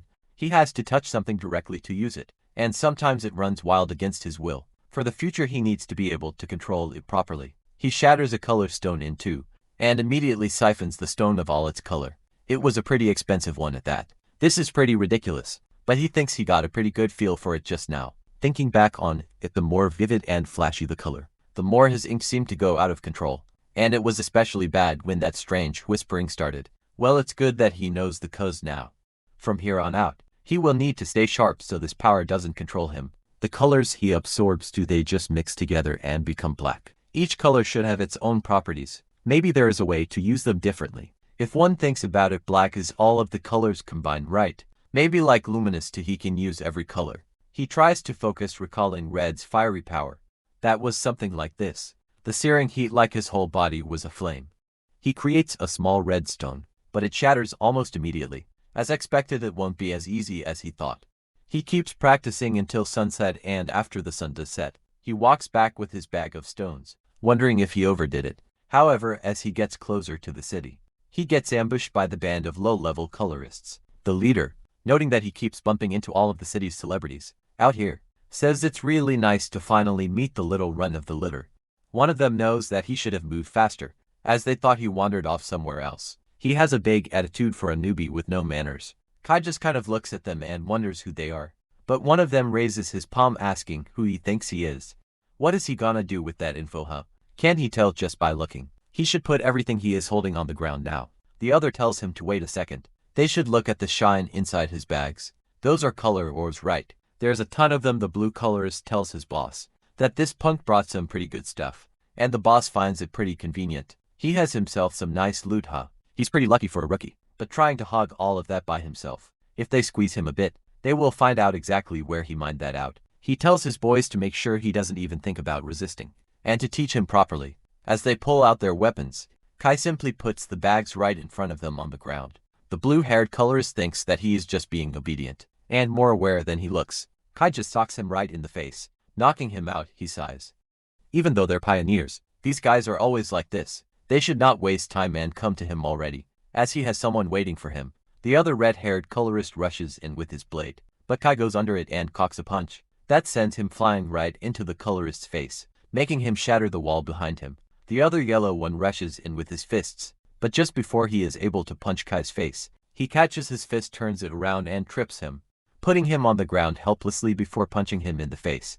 Knocking him out, he dusts himself and catches his breath. If they get greedy for someone else's stuff, they should pay the price. Now he just needs to deal with one last guy. Suddenly, however, as he looks at the red leader, he sees a bullet flying towards his head. He has barely seconds to dodge before it creates a large hole in the place where his head was. He thinks that there is only one thing that can make such a hole: a long-range spoit. The red-haired leader is shocked that he managed to actually dodge. That is a shame. That could have sent him to the grave in one hit. He just pissed him off from the moment he saw him. He used to want to get into an S-rank corps too. It's not a place just anyone can enter. But he's some black-colored freak. Waltzed in easily with a colorist begging him to. He just doesn't get it at all. What is so special about having such a disgusting ink color? Are all of the colorists obsessed with him? He's changed his mind now. At first he just wanted to break a few bones, but now that his guys are in this state, he will just kill him right now. Nobody will care what happens outside of the city anyway. He begins unleashing a barrage of bullets. That guy dodges again and again, before getting to the red leader's position and trying to punch him. However, he dodges the punch and they begin exchanging blows. The leader gets increasingly annoyed, and tells him to stop clinging to him like a fly, before unleashing a very close range wide area attack that is much different from the bullets. The leader explains that his color is crystallization. He creates ruby and hematite. Even if it's a common ability with this custom-made spoit, he can mass-produce all kinds of powerful rounds. As long as he doesn't get bleached from using too much color. His bullets are infinite compared to scum like him. He is on an entirely different level. Kai shields himself from the bullets using some cover and damns it all, having a really annoying point. Judging by his close combat, he is probably at least a B-rank pioneer. He has a trash personality but decent skills. He wants to try absorbing the bullets, but even when he covered himself in black, it couldn't block everything. If he messes up, he could take a fatal hit just like last time. The big yellow colorist he had put down earlier suddenly rushes in with a grab. Kai dodges, but the yellow-haired colorist still manages to grab his leg and tells his boss that he should shoot now. As he will hold him, the boss tells him he did a good job and immediately shoots Kai with a bullet, going straight through his head. However, Kai does not fall. He seems to be completely fine, as it appears he can absorb that. If he had failed, he would have been in real trouble. The leader doesn't get it, as he clearly shot him through the head. Kai just tells him it's over, and the leader refuses, trying to shoot him again and again. But each time Kai just absorbs the blast. He tells him to keep shooting. Where is that amazing power of his? The thing that made him boastful. If he is out of bullets, then it's his turn now. Isn't it? The leader can't believe this. There's no way he's fine after taking that penetrating blow like that. It doesn't make any sense. He's just bluffing because he looks tough. He thinks he's stupid to fall for a cheap trick like that. Even if he blocked it, his insides must be a wreck.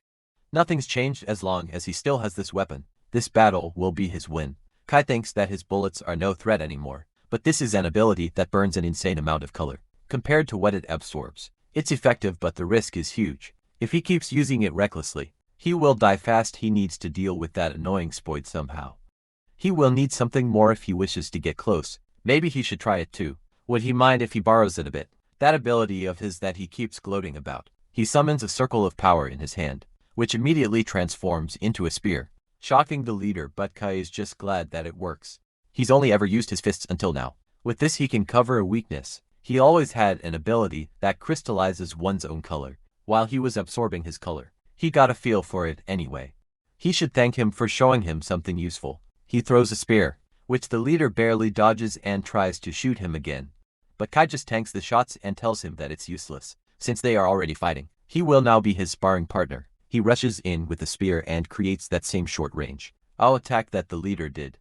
Who is shocked that he's using his moves so precisely. Kai decides to then use a different shape, and summons a blade out of his black ink. That completely slashes through the leader's pistol, leaving it useless on the ground. The leader himself can't believe it. The spoit shattered from a single swing of a blade. How he wasn't even using a spoit. Does his black ink have powers he doesn't even know about? Something like this isn't normal. He is an insane freak. Kai, however, eases off his power, noting that he spent his ability is really costly, yet effective as he barely used it.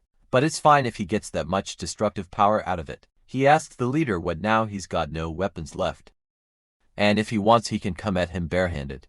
Not that it will help much. The leader gets annoyed and tells him not to get cocky. He thinks he got a B rank for nothing. He really thought that all he could do was shoot. He told him that his color creates ruby and hematite. He does not need a spoit no matter how much he has to push himself. He will just kill him with his bare hands. He unleashes his colored shards right into Kai, who begins blocking them and then creates a shield out of ink, which he uses to push through the onslaught, until he gets right to the leader, and then punches him in the side, making him recoil in pain, before grabbing his collar and putting him to the ground roughly, making the leader spit blood. Kai guesses he is done throwing a fit now. He is already busy and he is just making him waste energy. The leader doesn't get it. How can a guy who just became a pioneer have this kind of power? Something is wrong. This does not make sense. Kai just tells him to shut it, but then the leader calls him a beast. He creeps him out being born with that power in the first place. It is not normal. Anyone can see it's not. He probably felt it himself too. How can he walk around like nothing's wrong when he is carrying that ink? He was never human to begin with. He is just a monster wearing human skin. He was never a person. This naturally makes Kai extremely mad, to the point that his eyes hollow out completely, and the leader can only see a deep abyss within them, making him recoil in fear. However, Kai laughs, asking what he's talking about. Wasn't he so full of himself when he came charging in? Now he wants a shouting match anyway. He gets how he feels from what he's saying. He is really interested in his power. so he will show it properly. He went after his stuff after all, so he should get something in return, right? With that he begins to siphon his color, swallowing it whole after draining all of them of color. Kai sits on them but wonders what he should do. At first he thought he was just going to leave them and walk away, but if he abandons them like this, it will turn into a huge problem later. Right now people are only curious about him, because it's the first time they've seen this color. But most people fear or even hate it if he steals someone's color, throws them away, and they end up dying. Everyone would definitely see him as a monster that only steals color. He cannot let that happen, so he can't leave them like this. He worked hard to get this far. Eventually he finds their own personal ink, and begins pouring it on them and in them, making them regain some of their color. At the east gate of Shining City, a guard notices the hooligans who are in a bleached state. He wonders why they are so, and if they burn through all of their color in the Black Land, and tells someone to call the hall. At the same time Kai goes inside the city, thankful that they didn't notice, judging by how their color came back. Giving them the personal ink must have been the right call. This should be enough to smooth things over. If it somehow turns into a big issue, Red will probably help him out. He goes back to Mary's workshop, where she is glad to see him as he has been out for days. Kai apologizes, saying he took a request from the hall. She also sees him smiling and asks if something good happened. Kai knows that he did. She will be shocked when she sees it. He opens the bag to reveal a bunch of colored ores. These are what he had left after finishing the job. He thought of her, so he brought the stones to her. Mary immediately jumps high in the air, grabbing him, noting that he is the best and thanks him a lot, as she will make really good use of them. Suddenly, however, Kai sees a lingering light shining through her. Just like that time, he only saw it for a moment, but he saw a light around Gale too. This feeling that he's getting from Mary, it's warm, so this is the color shining inside of her. It fits. Mary is always brightening people around her. Even though she grew up seeing the dark side of the city with him, she smiles when there's nothing to smile about, and even when someone is stuck in the darkness of an alley, she always finds a way to comfort them. The color does suit her. Mary notes that she can't just keep talking / taking all the time either, so he should come inside, as she was going to surprise him once it was finished, but she will just show him now. Also, he shouldn't freak out, as she's actually been making a custom spoit for him. Kai is really surprised, and Mary seems pretty proud of it. She's made a lot of progress to behind the scenes, and with this she can upgrade the specs all she wants. Suddenly someone comes into the shop. Noting that she heard he had come back from the Black Land, she figured he would be here. It's Ellie and Gale, with Kai asking what brings them here. Are they going to challenge him to a fight again? Ellie tells him that's not it. Even though Gale was training like crazy just to try and beat him, the Corps actually summoned them. Lord Luminescent personally acknowledged their contribution this time, and wants them to head to the headquarters to receive their rewards. Upon hearing this, Mary pushes Kai out, as he really needs to go. Can see the spoil she made later. He should just go and come back safe. By the time he returns, she should have it finished. With that, Kai makes his way to the Dawn Pioneer Corps headquarters, with Lavian escorting them inside. Kai is amazed naturally, as he never thought he would get to come inside. The interior is truly amazing. The walls are covered with records of past Corps achievements. Well, he can look around a bit later. Now he should focus on the important part. They enter the leader's office, and Camellia welcomes them warmly and introduces herself. Kai is surprised to see her, as Dawn's leader is known as one of the few multicolor holders in the entire city. He never thought he would meet someone he had only read about in the papers. Camellia tells them that there's no need to be nervous, as they've probably heard. They're here for a good reason. She was shocked when Red actually praised some rookies, who made even the city's leadership nervous just by appearing, especially Kai, the first black ink wielder since. Well, excuse her. She invited them personally. As she sips her coffee, she immediately scowls, as she told Lavian to put some sweet stuff in this beforehand. Lavian just sighs and tells her to keep some dignity. Camellia clears her throat and notes that now that they're done with introductions, they should get to the point. She be handing out 3 rewards for their last mission. First, they will take 1 each. These are personal safes for pioneers issued from above. Their pay and mission rewards are recorded there, so they should check it whenever they like. Their Corps guarantees the credit, so they can withdraw money from any bank in the city. Gale and Kai are surprised, with Kai noting that he could probably buy a house with this. Camellia also hands them their C-rank Pioneer IDs, issued to them as unusually early rookies. They've proven both their skills and results, so they are skipping the probation. With that, they will get access not only to the hall, but to various city benefits as well. Lastly, the color workshop will craft spoils of their choice just for them. Gale is shocked, and Ellie notes that even most nobles cannot get an appointment with them. Camellia laughs on. Core is one of the VIP clients and their spoits are broken right. The color workshop handles all the gear for colorists. It's that important. They are going to be getting spoits from the best workshop in the city. After all, they know where that is. So once they go to the Lumina district, they should see it right away. It is getting late, but they should allow her to officially welcome them. As members of the core, they will support them without holding back from here on out. They always need strong fighters to stand against the Black Land. And as they might have guessed, that fragment they brought back yesterday is extremely important to the city's survival, so she will be expecting great things from them in the future, as brand new rookies. After walking back to the entrance of Mary's workshop, Kai talks with Nero, noting that it feels like today is just one of those good days. He never imagined he would get promoted to C rank this fast. He guesses becoming a pioneer really was the right choice. He bets Mary is going to be happy when she hears what happened today. However, as he closes in, he sees that the door is open, and as he looks inside he sees that the entire place is trashed, making his heart sink and his eyes narrow dangerously. At the eastern forward base of Shining City, the colorists are fighting adamantly, as multiple creatures are breaching from the Black Land, so all the squads are moving in, and focusing their attacks on the bigger ones first. However, they wonder how long this abnormal phenomenon is going to last. It has been going on for a while. Some just say that they need to keep it together, as long as they keep coming. Viper herself watches from above, enjoying seeing them struggle. Honestly, if they couldn't even hold this much, she would be disappointed. But this is still way too weak. The waves the Black Witch supposedly caused were definitely not this pathetic. Sending small fry like this over and over is just a waste of time. If they are going to bring that disgusting city down, they need something more decisive. Well, she will have to go back inside one more time. Then the sword demon who has been leaning nonchalantly nearby asks what nonsense she's speaking. Going into the city, does she plan to meet her death? Viper tells him that he doesn't know what he's talking about. He doesn't remember anything. He's extremely dumb. Well, it's not like it hurts to let him know. Underneath Shining City, there are paths that connect straight to the Black Land. They are narrow, but they are still there. And down there they found something pretty useful. The Undercity. Kai immediately looks around for Mary, trying to find her, and even goes to the back room. But she's not in her workshop either. It's pretty clear that she's been kidnapped. But who could have done such a thing? If something like that time happens ever again, he doesn't know what he will do before despair could consume him. Nero meows at him and comes out of his shadow, before jumping on the table in the workshop. And there Kai sees the custom spoit Mary made for him. If Nero is pointing at that though, it should be special. He uses inverted sight, and just as he expected, it's the same color he saw shining from her leading somewhere else. He should follow this trail. More than anything, he's worried about whether Mary is safe right now. He needs to calm down, as times like these are exactly when he needs to set his emotions aside. The kidnappers are definitely those guys, the unknown group that was after him.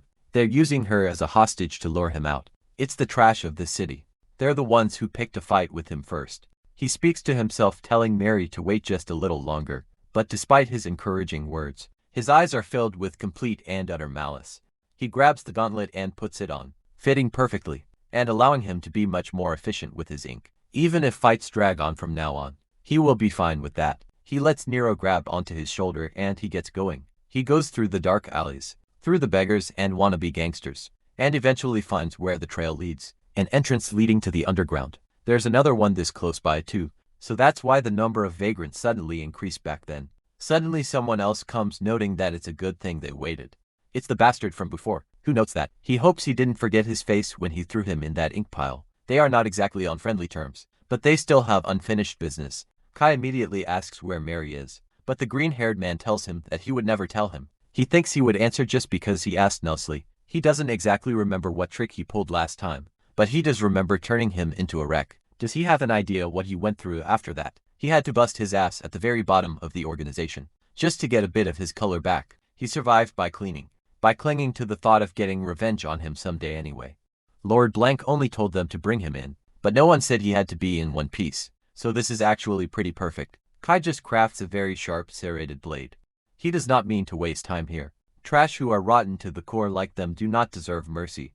He begins cutting through them as they approach, eliminating them left and right. The green-haired man uses one spoit to try to attack him, but Kai simply breaks the attack, and then pins the green-haired man to the ground. Compared to the last time, the situation is a lot different, isn't it? Honestly, he doesn't really like hurting people, but scum who kidnap innocent people are a different story. There is no need to hold back with them. It seems that some of them might spend the rest of their lives crippled or may never walk again, but they naturally brought this upon themselves. They should be grateful he let them live in the first place. They also call themselves pioneers. Didn't they doing garbage like this and calling themselves that name? They are really disgusting. People like him do not deserve the blessing of the light. With that he siphons out his color and drags him along, as he needs someone to guide him down below. With that he jumps down, right into the place where he never thought he would be ever again. The Undercity. As they walk to the Undercity, Kai pushes the now colorless man, telling him to move and not even think about doing anything stupid. The man asks if he thought he could mess with Zed and walk away. He can't do anything on his own. Can he? He just signed his own death warrant.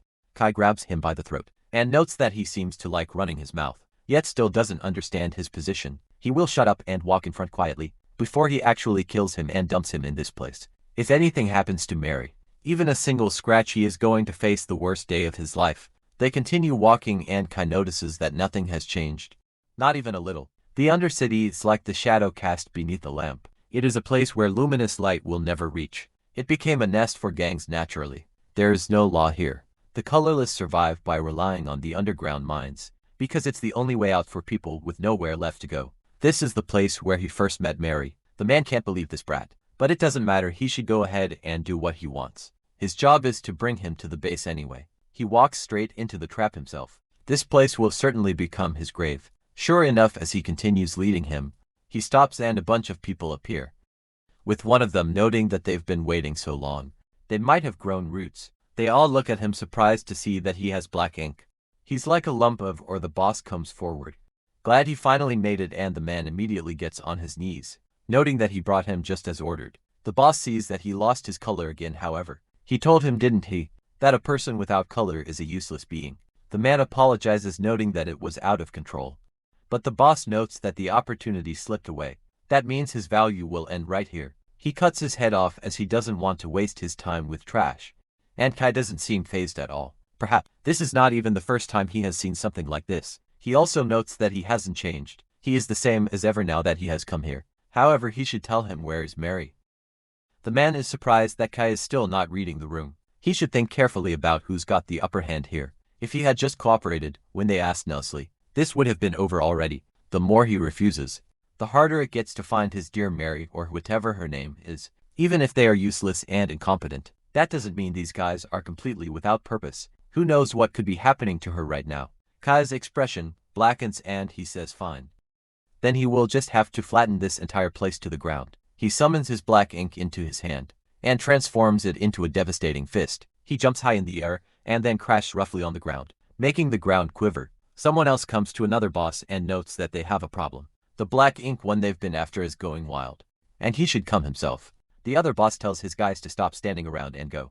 Buy them time until he gets here. However, it's pretty clear that they are losing, as he is punching people left and right, leaving them unconscious. Just what kind of monster is this bastard? Suddenly though, the other boss appears, asking what they're doing here. The first boss is glad to see the branch leader, who was wondering what all that noise was, but they can't even capture a single person. The reputation of Zed, rulers of the Undercity, is completely in tatters. They are all pretty useless. Kai can see just by looking at him that this guy is really strong. The boss notes that he's done it. Now he should know. Their branch leader used to be a rank pioneer back in the day. No matter how skilled he may be, does he really think he can take on a seasoned warrior? He should have listened while he was being polite. The branch leader jumps in, trying to crash his fist into Kai, but he dodges and unleashes a bunch of strikes that seemingly do nothing. However, the branch leader is impressed. It's not bad at all, but now he wants to see how he handles a punch from him. He unleashes a devastating fist, making Kai fly into a building, but he seems to be unscathed. He tries to punch him again, but Kai weaves and uses an inkwave blast, making the branch leader feel that his entire color is draining from the inside out. Suddenly, he surges with power, making Kai retreat as he did not like his trick. That disgusting color of his and those bizarre techniques are a perfect pair. He doesn't know what else is hiding, but it looks like he will have to get serious. Controlling this power of his is harder than he thought. Well, it's been years since he last released it. Kai looks at him with an unhidden expression of pure contempt. This is not enough. His usual fighting style won't cut it anymore. He needs to be much more efficient, to be sharper, more powerful.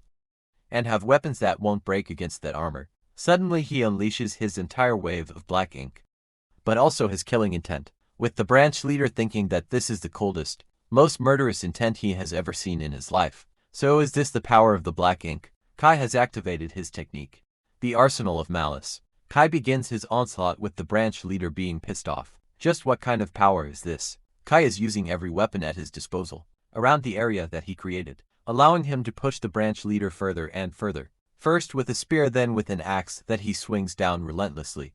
He throws the axe away and then summons two knives, which he uses to cut down the branch leader again and again. The branch leader is shocked. This bastard shredded the reinforced parts of his body. Like it was nothing, those weapons of his might break easily, but every single one of them is extremely sharp. However, he is an executive of Zed and he won't lose to some damn punk. And he doesn't care about Blong's orders anymore. He uses the maximum of his colorless powers, making his fist into a sharp stone and rushes in with his killer fist. This attack is extremely fast and Kai has no time to dodge it. It goes through a few buildings before stopping. The vice leader is shocked as he looks down at Kai, who is completely and utterly fine as he blocked it. Nay, he didn't just block it.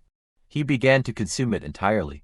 The branch leader understands now. So creating weapons isn't his only ability. Just how many powers does this guy have? Well, as long as he can use his color one more time, it should be fine. However, that's when his vision suddenly gets half blocked, as part of the ink has attached to his face and seeped into his eye entirely.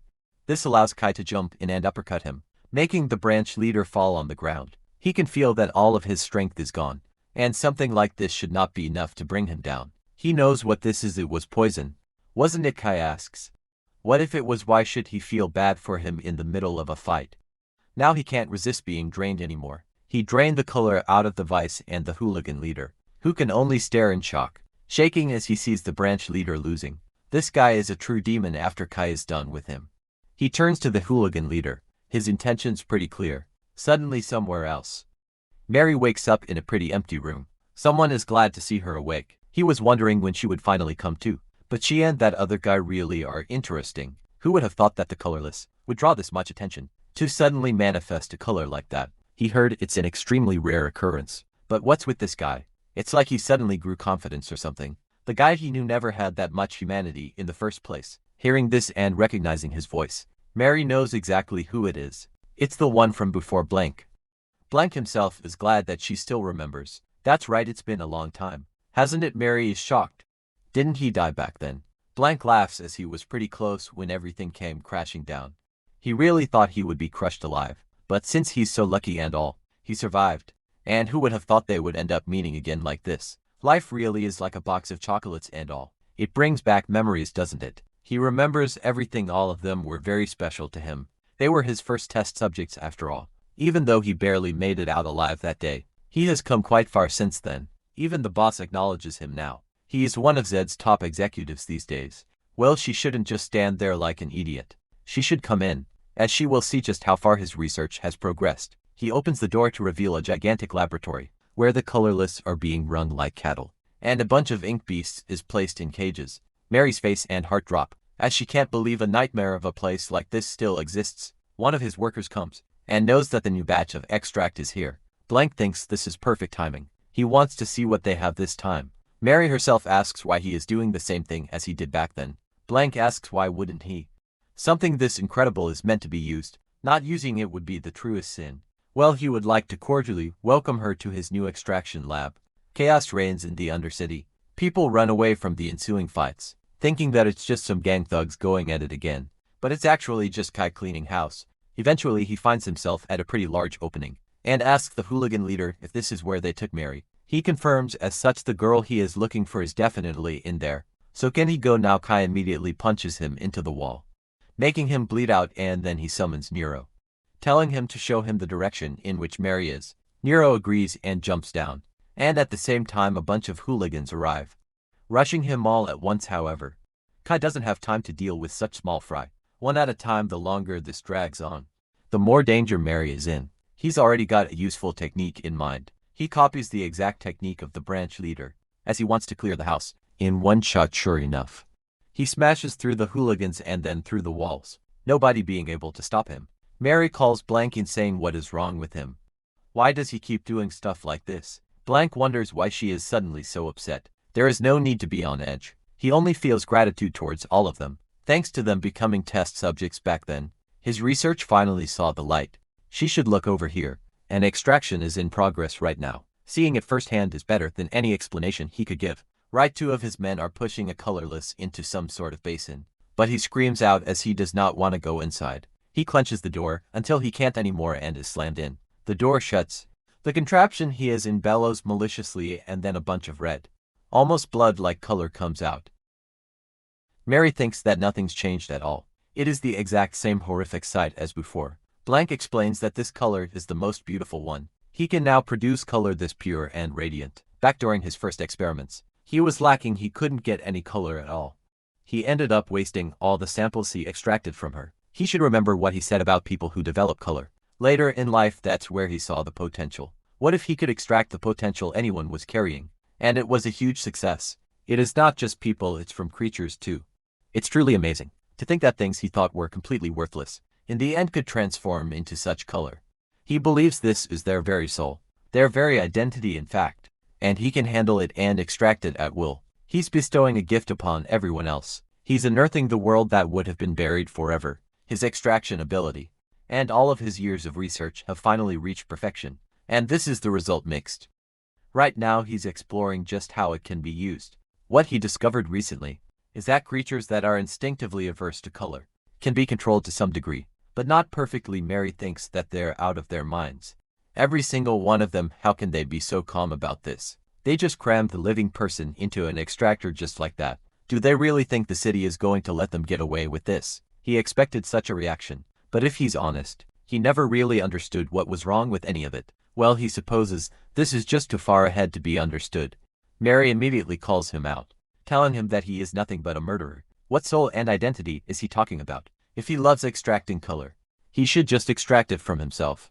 She's sure his color is stained with this filthy, disgusting color soaked in sick pleasures. Blank seems to be mad but then tells her that it isn't. As he already checked, he's already been regularly extracting from his own body. There is no way he'd create something and not use it on himself. After all, this is the result of dedicating everything he has to his own research. The very moment it was complete, he put a part of himself in this, so even he shone with such color. He kept it stored very carefully until now. Who knows, it might come in handy someday, right? Mary just tells him to shut up as nobody asked for any of that. But Blank apologizes, he got a little carried away there. He should tell her one more thing while he's at it. He heard Kai has come down to the Undercity. He'd expect that bringing her here was the right call to lure him. After all, Kai has always followed her like a shadow, even back then, and all he had to do was kidnap her and he'd come on his own. What better bait could there be? By now his men should be capturing him and bringing him here. Even with Black Power, taking on that many alone won't be easy. He tells his men to take her away, as they will meet again when Kai arrives. In the meantime, he needs to prepare for his guests, as he will be having a very special banquet soon. Suddenly though, the entire facility begins to shake, and from the ceiling something bursts in, making the entire ceiling collapse. Naturally, Mary sees who it is, and it is none other than Kai. Eventually the counselor, along with Camellia and someone else, is given a report about this. Kai went down to the Undercity and right now he is fighting the Zed. According to an agent report from down below, he is attacking their branches one by one to rescue his kidnapped friend. The counselor asks Camellia what kind of madness this is. She was the one who told them to trust her. She explains that they responded to the situation fast, and she is the one who dispatched the observers to keep tabs on him. It's not like she was just sitting around. Besides, he knows it very well.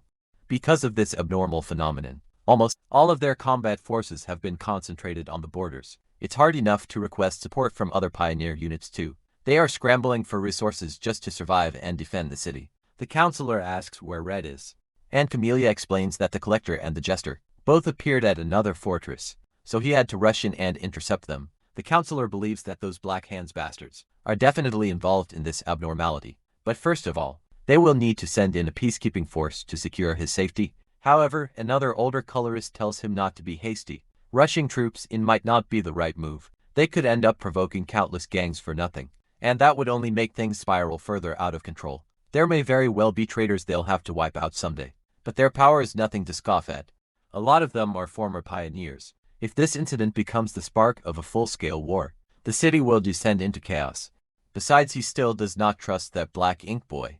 He's only been tolerating things and watching, because he was outvoted by the council. But the fact that he's already causing a mess this big means his judgment was not wrong entirely. Just thinking about what kind of calamity that color of his might bring to this city is horrifying. Maybe they should seize the opportunity and eliminate that dangerous element. He thinks they know what he means exactly. Hudson understands his concerns. However, he intends to have the peacekeeping forces carry out the plan they've made. Kai is the only one who can pull back the curtain of secrets. He's too important. They must protect him no matter what. Luminescent enormous potential in him too. And he wants to bet on the future he's going to carve as well. He will take full responsibility and personally handle this disturbance. The old man sits in silence for a bit, before noting that he used to respect him. He climbed all the way to counselor with such an ordinary color, but he never imagined he could be this irrationally rational. Hudson apologizes. He will try to live up to his lofty expectations next time. Camellia tells him that he's worrying too much. For his sake, she lightened the load a little. She sent other members of Red's team, along with the peacekeeping forces, as he knows they are all skilled fighters, who proved themselves in the very first expedition. That should ease his worries a bit. The counselor sighs and tells them to move out. Handle everything cleanly and not let the city suffer. And make sure it's all swept up neatly. Blank stares a bit in astonishment and confusion at Kai, wondering how the hell he got past all of his men and made it here. This really is bad. Kai doesn't even see Mary. He just sees her shape. He needs to take them out as fast as possible, before they have time to regroup. He unleashes the arsenal of malice, and begins throwing knives left and right, cornering all of them and breaking out the large vials inside the lab. He then rushes in and takes the two guards, who were trying to take Mary away on the spot. He apologizes for being so late and asks if she had to wait for long. Nero jumps into her arms, and Mary notes that it's nothing to worry about, and that she should be the one thanking him for helping. Immediately the other colorless retreat, as this is their chance to escape. Blank thinks it's a real shame. He still had so many things he wanted to test, but oh well, he could always find new material anyway. More importantly, he is thrilled to see him again. It has been so long. Does he know how excited he was when he heard he awakened to color? And he survived with that color too. He really is a special one of a kind. Seeing him in person like this only makes him even more curious. He can hardly wait to find out how brightly he'll shine. Kai looks at him and asks Mary who he is, as he looks kind of familiar. And Mary tells him that it's Blank, the bastard who used to drain them dry back then. Kai understands, so he survived the whole collapse. Blank thinks that he's a bit rude. He's standing right here, but well enough chit-chat. Since they both want something, they should start the experiment with one researcher to another. He throws two vials of color at the ground, making Kai wonder what they are, and Mary tells him that he should watch out, as those things lure monsters in. Blank confirms as such. He doesn't like getting his own hands dirty after all, so these monsters might not be able to kill him, but they can wear him down right. He opens the gate and unleashes them, but Kai immediately moves in and starts just shredding the monsters. Although there are quite many, Blank picks up a discarded ink dagger, and notes that he shouldn't throw away such valuable test subjects. Normally color power fades away over time as it's being used, but if he's the one handling it, it should turn out differently. He uses extraction and gets the black ink for himself. It's finally his. He really wants to see how this darkness differs from other colors, but in this much it should be more than enough. And he is also curious what Kai's power can do. Mary sees Kai fighting and thinks that this is bad. Normally he would wipe these things out in an instant, but now he cannot keep up. He burned through so much color just getting here. At this rate he'll push himself to death. If he could absorb the pigments from other monsters, he'd bounce right back. She has to find some way to help him. Suddenly she sees the mixed ink on the floor. This is a result of those vials breaking. She also sees something else, a form of a generator. She tinkers with it a bit before plugging it back in, and then reconnects the power. She tells Kai not to touch the floor, and puts the two prongs onto the ground. Shocking the entire army of beasts, proves that she is not quite useless in a fight. Blank is a little sad as his masterpieces are all wiped out with this. Kai immediately puts his hand on the ground, and begins absorbing the power of the beast, filling up his reserves again. Blank is shocked, so this is the power of Black A. Seeing it up close in person, it even looks more insane than imagined. Even creatures are just food to him now. That insatiable hunger that devours everything without thinking is the perfection he has been searching for all along. He wants his arm, no. Maybe even a finger, perhaps just a tiny fragment. He wants Kai to share with him. He wants to study this pure color to the absolute fullest. Kai charges in and asks if he is done rambling yet. Blank just blocks his strike with his robotic arm. noting that it's a shame. Though he understands obstacles are part of a research process, right? As for getting into direct combat himself, he will have to pass. His extraction ability is not built for such a thing. This is why he came prepared. He pulls out 2 more vials and puts them in his gauntlet, allowing him to use those respective colors. He knows that they actually have quite a bit in common. The way he craves other people's colors and sees them for himself is exactly the same as his. He should admit it already. He uses his green color to unleash a strike that Kai deflects, and they continue fighting until Blong's attacks shake the entire area. He tells Kai to listen even though they are fighting now. Maybe they could actually work together. Isn't he interested in joining forces with him? He is sure that if he were on his side, he'd come to truly appreciate his research. Doesn't he want to experience the full beauty of color? The very essence of it. His absorption powers combined with his extraction powers. They could reach the pinnacle of truth. The power he's always dreamed of. Unlike him, he can touch people's colors in their most raw and original form. He rushes in, telling him to give his power already and presumably strikes Kai, who plants his feet as he naturally absorbs the strike. Using that as leverage, he cocks a punch back and puts Blank into the wall, making him cough up blood. He admits he did not expect that at all. He really is incredible. He never imagined he could absorb color mid-fight so effortlessly. Though their abilities are similar, the gap is enormous if that is the case. He will have to bring this out right. He pulls out the black vial he got from his dagger and puts it in his arm. Kai wonders what he's going to try to do. Is he tired of living? Blank doesn't think so. He's just trying to collect data for his research. That's all either way. This thing was made for him to begin with, even if he might actually die from this. Who knows, that just makes it all the more thrilling. The black ink begins to permeate throughout his body, and it seems that he can actually handle this power. But even a fragment of color carries this much power. His fist has transformed entirely into black ink. Along with his right eye, he thinks this is magnificent. He'd better watch out now, because he is starting to get even more battle hungry. With that, they begin clashing fists, with Blank noting that this is unbelievable.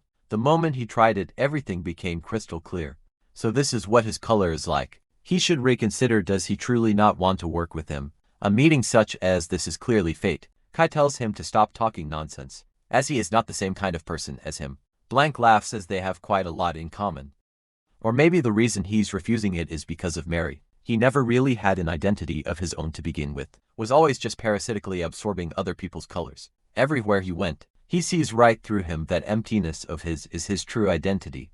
He shouldn't misunderstand that. He's not criticizing at all. He actually thinks he is honest. All this time seeing so many colors in people, he's only ever envied them, craved them, wanting to make them his own right. Isn't that where his current appearance and color came from? In the end, he is also just acting for his own goals. At least that's how he sees it. He genuinely doesn't understand why he would try so hard to pretend to be human, but he'll humor him because he is one of the few people who can actually accept his true self. Something in Kai does crack, the facade he has been putting up until now. But Mary just throws a wrench at his head and tells him to stop talking nonsense. Who does he think he is, coming here and talking like he knows everything about Kai? At most, he barely caught a glimpse of him when he was a child. Does he think he is like him? Has he lost his mind? How dare he compare trash like him to someone who treats human life as nothing but disposable tools? Kai is not copying anyone. The reason he always tries so hard is that he wants to change himself. She can't even begin to imagine what he went through. He might be a little different from others, sure, but he is no different from any other ordinary human. Just who does he think he is? He shouldn't dare to look down on him as he is. A piece of filth and a psychopath. Kai looks at Mary and an almost imperceptible smile plays at his lips. Then he unleashes a burst of power, with Blank surprised to see that this power can go even further. Kai thanks Mary and charges in with an amazing strike that almost completely shatters Blank's fist, as his body can't handle this power anymore. This allows Kai to move in for one final gigantic strike that makes cobwebs of the floor and ends the fight. Mary rushes over to Kai asking if he's hurt, and he says it's fine. She guesses that Blank will not be getting back up. Kai agrees he's barely hanging on. And this is where he ends things. With this bastard, he cannot leave any loose ends. If he leaves, he'll just do the same thing over and over again. Blank coughs up his color and smiles. This rushed power wasn't enough to beat him after all. It's a true shame if he has just a bit more of his color. He wonders what he could have done, but he hasn't given up just yet. If it's to obtain his color, he's willing to do whatever it takes. Suddenly, the entire facility starts blowing up. Blank explains he planted volatile coloring charges all over. They've lost contact with the organization, and he's already made enough of a mess down here. So the higher UPS flipped the switch to erase all the evidence. It seems if it's the end he might as well try something right. Suddenly though, the floor just collapses and both Mary and Kai fall into a pit of ink. Why is something like this underground? Is this all the extraction room's waste that leaked and pooled here? If that is the case, then Mary will be in danger. Sure enough, she is barely holding on by a thread, and she continues to sink. As the colorless are the ones most endangered by the ink, thinking that he has to hurry. He has to absorb all of the ink here now, but it would take too long to absorb everything. She will die before he's done unless he can touch her directly. Or perhaps he is too late already. He knows that when someone falls into black ink, they cannot be saved. Why did he gain such a color in the first place? Wasn't it for that beautiful light? If he gives up that light now. Suddenly someone within himself asks if he is okay with that. And he very clearly isn't. He continues rushing in. Once was more than enough for such a thing. He will never give up no matter what. He rushes in and grabs Mary's hand, and begins absorbing all of the ink in and around her, pleading with her not to die. As she said she would be there to watch him become a colorist. She said everyone had their own light and color inside, and that he was the same and that he just did not know it. Those were the same words as Lumir. That's why he remembers them after they came from the Undercity. Sure, there was discrimination and persecution too. But most of the people they saw were lighting up those around them, with their own unique light and color too. Leaving with her, he was able to realize that if he had been alone, he would have never understood any of it. He would have just stayed buried in his emptiness, not once feeling happiness or joy. But now he understood a little. If Lumir showed him the path, then she gave him a reason to move forward, to smile, so she needs to wake up. As they made a promise back then, the ink is mostly gone, but he sees that Mary is not breathing. But why he absorbed all of the black?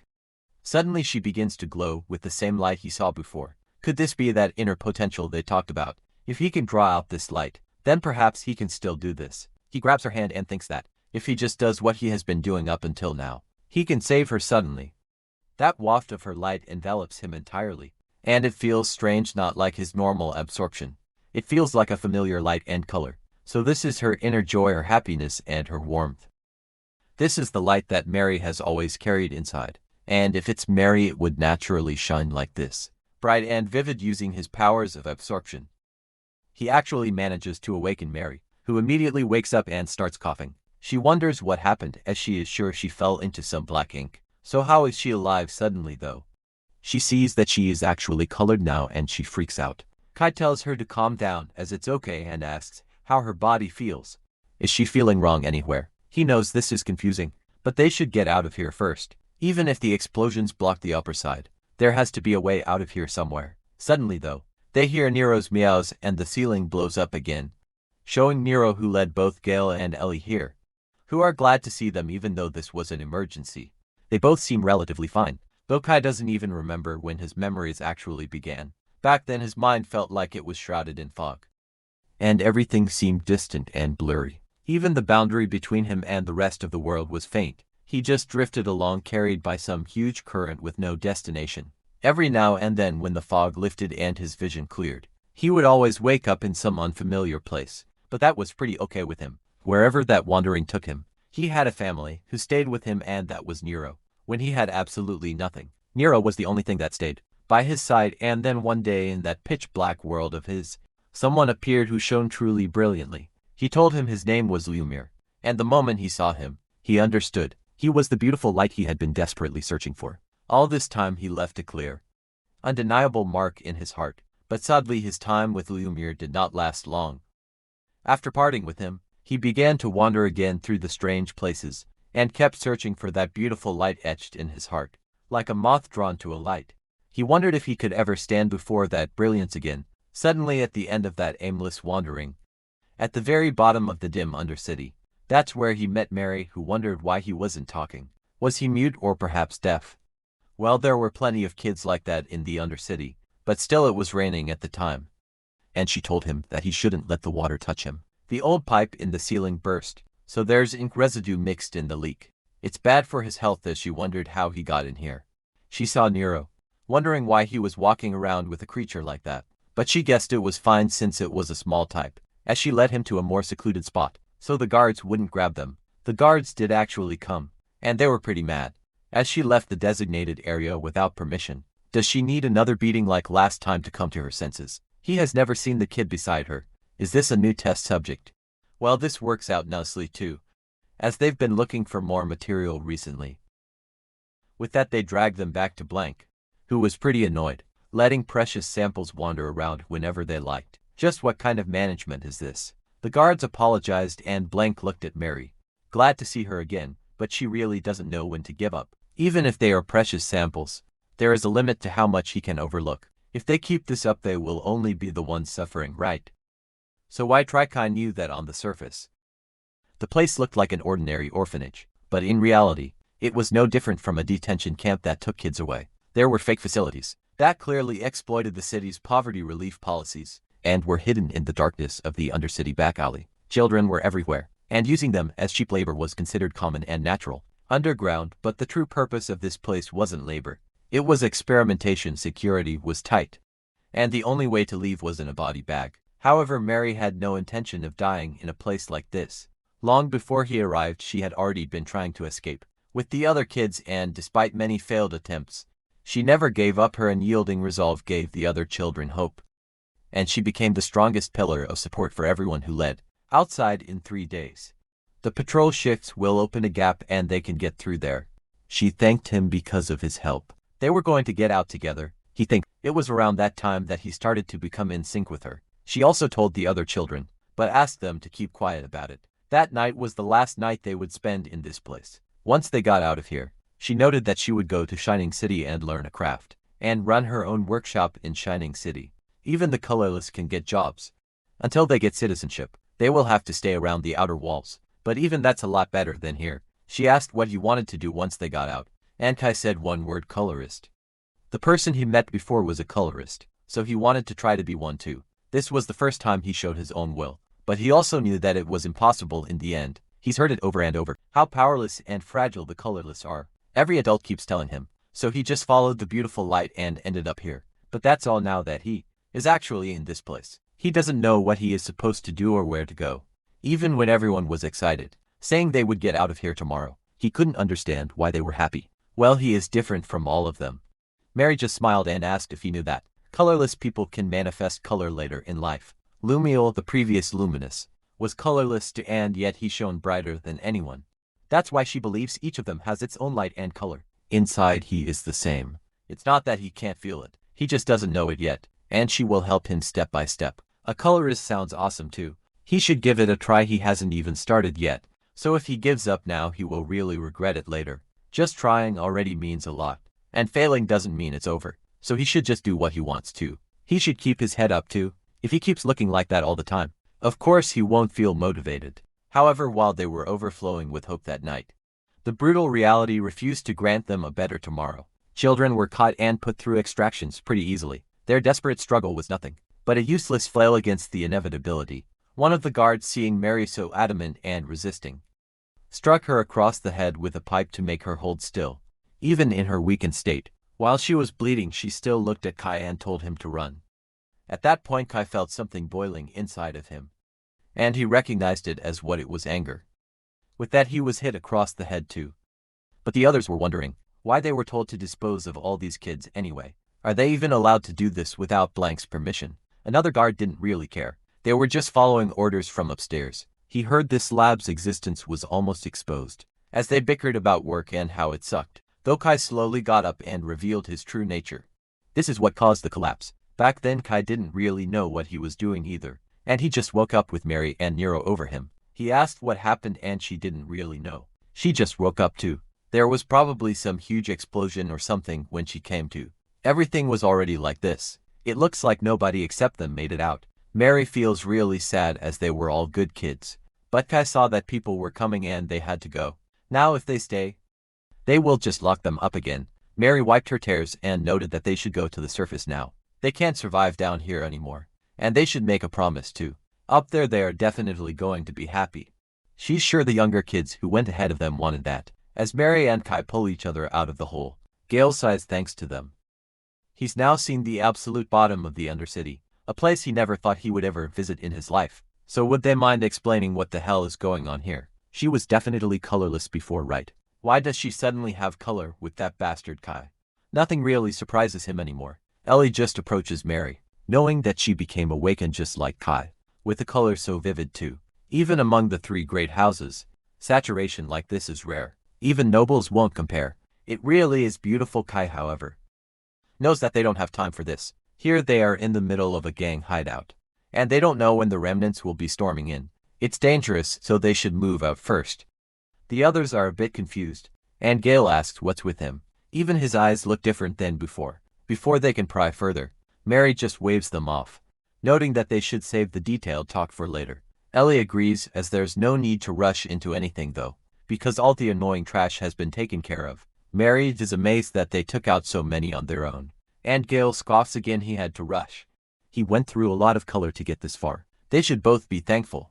Explosions blocked the passages. Gang members kept swarming them, and on top of that their weapons were just mass-produced spoils again. Still, they cannot let their guard down. There still might be someone lying in ambush. As they walk and Mary trails behind them, one of the guards who was pretending to be asleep wakes up. Like hell, he'd let them get away after doing something like this to him. Either way, if they go back like this, just losing a hand or two will be getting off easy. Might as well take at least one of them with him. He rushes in trying to kill Mary, and the others react immediately with Kai ready to kill him.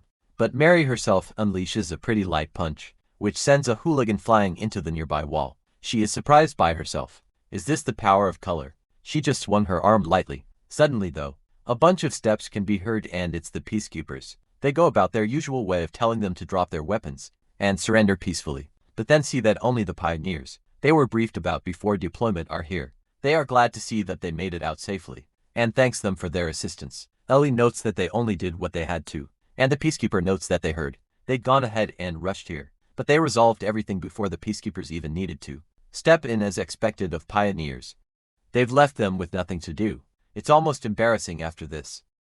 The Shade organization won't be able to move for a bit. They've captured many of them, so they should leave everything to them. They'll take full responsibility for the cleanup. Mary also believes they should be heading up, as it feels like she's been down here forever. Still, she feels strangely refreshed that everything wrapped up well. The others, not being able to contain their curiosity, begin asking. Ellie notes that he seemed pretty different from his usual self. Did something happen? Kai stares at his hand and puts it on his face. Having forgotten, guess it made them all feel a bit uncomfortable, huh? He apologizes for making them worrying so much and puts on his mask. He is fine now. He just had some things on his mind for a bit, and it's nothing serious, so they shouldn't worry about it. Gale, seeing this, tells Ellie to just leave it, as it's probably something from the past he doesn't want to talk about until he's ready to say it himself. They shouldn't pry, Ellie knows.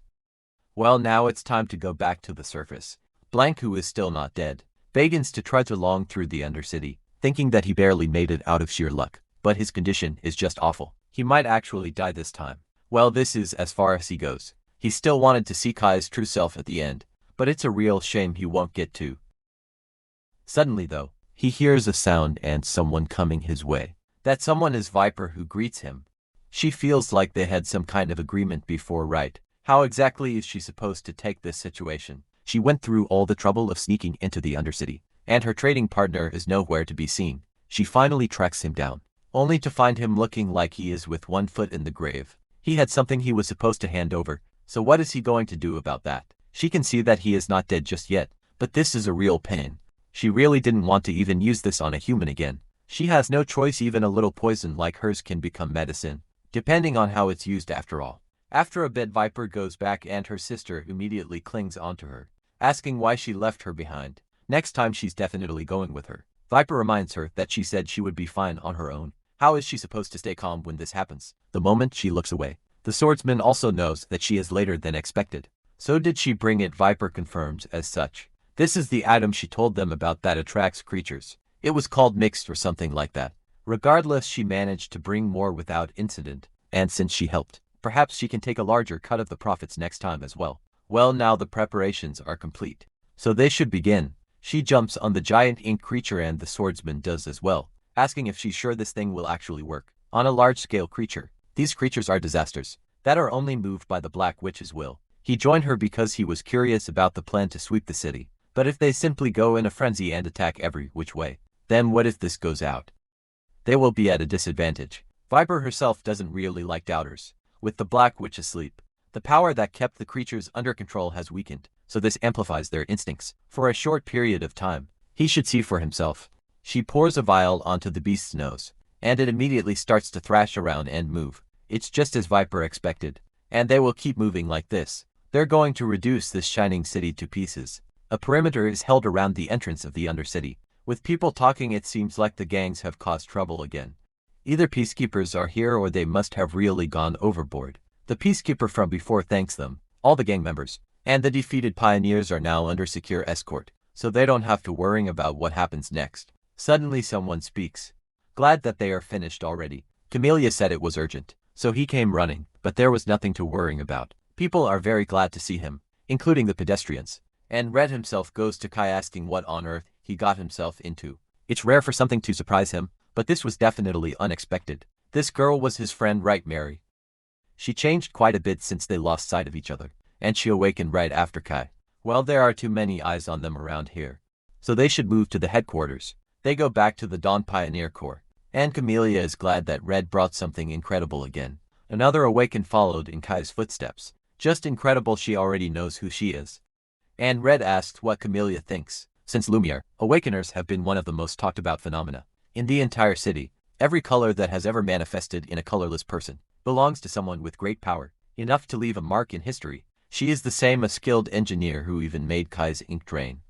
Camellia fusses over her with such vivid color too. She really is beautiful. Does she have any interest in joining the Dawn Corps? They can offer just about anything. She really isn't thinking about joining other corps, right? Of course she's sure just about anyone would want her now, but they will treat her 3 times better than them. Kai just smiles as he looks at Mary and she agrees. She wants to join the Dawn Corps. There is also something she wants to achieve. Camellia is glad to hear such conviction. Then why don't they start with a contract right now? She should just sign here before she can. However, another colorist just comes, noting that he's been listening from outside, and he's against accepting her so easily. There is a test. Everyone must pass before becoming a member of the Corps. After all, they all go to an arena. And Camellia gets mad he's so stubborn. She's an awakened, right? Will he take responsibility if someone else snatches her up? The man doesn't even listen and looks at Mary, asking if she is ready. She seems to have chosen her weapon already, so he will begin to explain the test and the rules. It is pretty simple. She just needs to defeat a test golem prepared by the Corps. The combat power of a golem is the minimum standard to become a member. After all, if she cannot even handle something like this, she shouldn't even dream of setting foot into the Black Land. It's already pretty unusual that they are testing her without any prior appointment, but at least as much as necessary for the others to accept her. He knows that she's an engineer and that she's not used to fighting. But if this color she carries is real, then a test like this is something she should be able to pass with ease. She should prove herself with pride that she belongs here. With that, the test begins. And the golem immediately charges in with a punch and begins trying to hit her again and again. Camellia is scared, asking what he's doing. Throwing a child who doesn't even know how to shoot a gun into this. He could have just taught her a bit. What if she gets upset and decides to join someone else? Mary herself doesn't hear and wonders what she can do. Can she really win against something like this? She shouldn't doubt herself as she has color now. So running away won't solve anything. She just begins pouring her color into the spoit, pushing it to its absolute limit, wanting to bring down the golem in one blow. She does succeed, unleashing a gigantic strike that goes through the ceiling of the headquarters, shocking absolutely everyone. Even the yellow-haired colorist thinks that, even if it was for a moment, she matched his emission level. And this is her first time actually using a spoit. Her potential is enormous. However, Mary can't really stop herself, and her color begins splashing everywhere. She continues pleading for help, as she is getting increasingly scared about it, and blows a few more holes into the ceiling for good measure. They immediately get to cleaning out the ceiling, with Mary apologizing profusely, but Camellia tells her not to worry about it. She wonders where such a gem even came from. That was truly incredible. Her power completely exceeded the minimum standard. Even though it was a surprise test and she must have been nervous, she showed them her strength, so she welcomed her into the Dawn Pioneer Corps. Having so many talented people gather like this is truly reassuring. She's looking forward to seeing what they will do from now on. She calls out her uncle, who is that other colorist, and knows that there will be no complaints now, right? He says that he never had any. He just needed a solid justification to make her admission convincing, even if she is awakened. Skipping the procedure directly would have caused an uproar. That power was truly incredible though. In terms of total color output, she might be the best of the entire generation, and she should stop calling him uncle in front of others. It doesn't help her image. Camellia tells him to relax. They're not in any official setting anyway. If he acts stiff all the time, He will just get cold with that.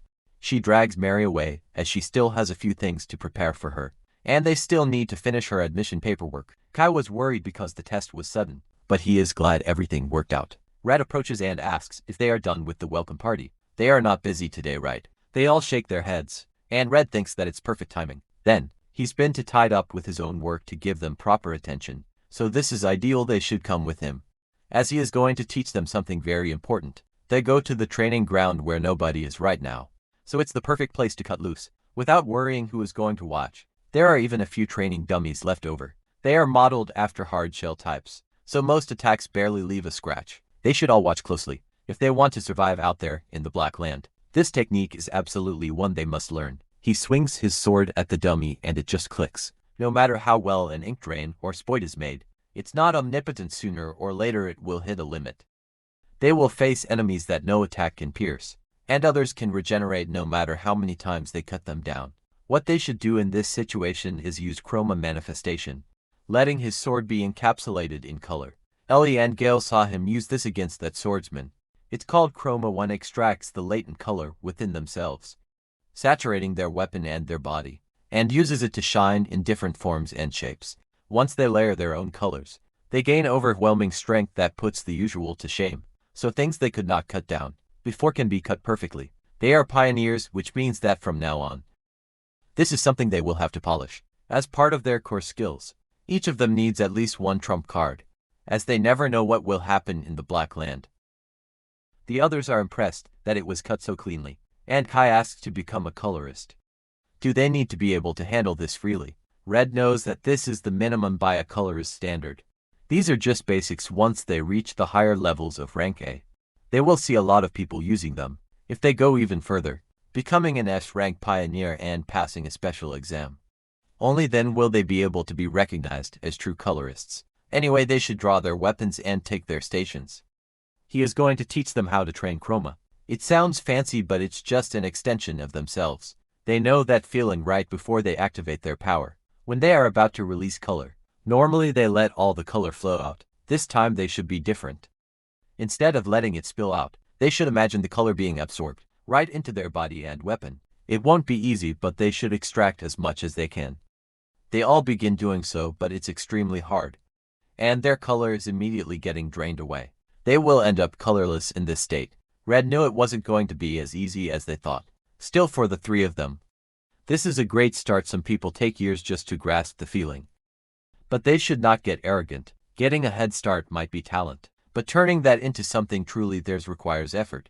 Kai, however, just manages to do it just like that. He notes that he's been using it for a while already. So is this chroma. Ellie now understands. What he did back in the ruins was actually chroma. Red notes that he is really fun to teach, and thinks that looking back on that time, this result might have been obvious. Right now, he's basically just cramming a ridiculous amount of power in there. He's still just at the brute force stage. Well, it doesn't matter.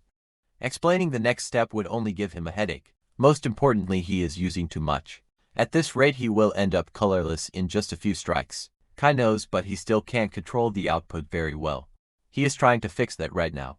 With his help, Red understands up until now, he's been surviving that insane consumption by absorbing more. He tells the other two to keep training, and keep at it until chroma manifests. If they don't want to fall behind Kai, they'd better work hard for Kai. There is something more urgent than chroma. Depending on the situation, he is in worse shape than even Gale or Ellie. For now, he shouldn't use that spoit. Here they are going to go back to the basics, and train to use his color efficiently, pouring out 100 units of power where 10 should be enough. Sure, the power seems great, but eventually it will become a double-edged sword. That will bring him down too. He knows he's been trying to control it in his own way, but in the end he is just pouring color blindly without any control. He is wasting most of it too. He relies solely on absorption, as his fighting style is dangerous as well. If he encounters someone just a little stronger than he is, someone who can resist it, he will be trapped. Imagine a crisis where he suddenly becomes colorless. He managed so far, but can he really count on his safety in a dark place, teeming with monsters? Guy understands yes. He was in much more danger than he thought. He's taken off the spoit, so what does he do now? Red tells him to first release every ounce of power that he can, as they will start from there. Kai does so, and Red thinks that it's really unbelievable. When he first saw it, he was really impressed, and he's grown this much again. In the meantime Kai, however, is already pretty tired of doing this without any ink. It's tough. Red tells him to keep it just like that. If it drops even a little, he will kill him. Kai tells him that he can't just say that, but Red feels that he can. That's disappointing. He wanted to be a colorist, but he couldn't endure this. Where did all of their determination from before go? Kai gets mad and immediately notes that he will maintain the state. By the end of it, they are all extremely tired and have gone through their ink deposits. Kai wonders if he has to do this every day from now on. He can't believe it would be this hard. He's lost track of how much personal ink. He's drunk. Red thinks that they all did work. He supposes that's to be expected for a first day. They should start wrapping up. They all immediately begin walking away, thinking that it's over, but Red never said he was going to let them go. He never said they were finished either. The real training starts now to wrap things up. They are going to do some real combat training, so they should come at him as their lives depend on it, because one day they very well will.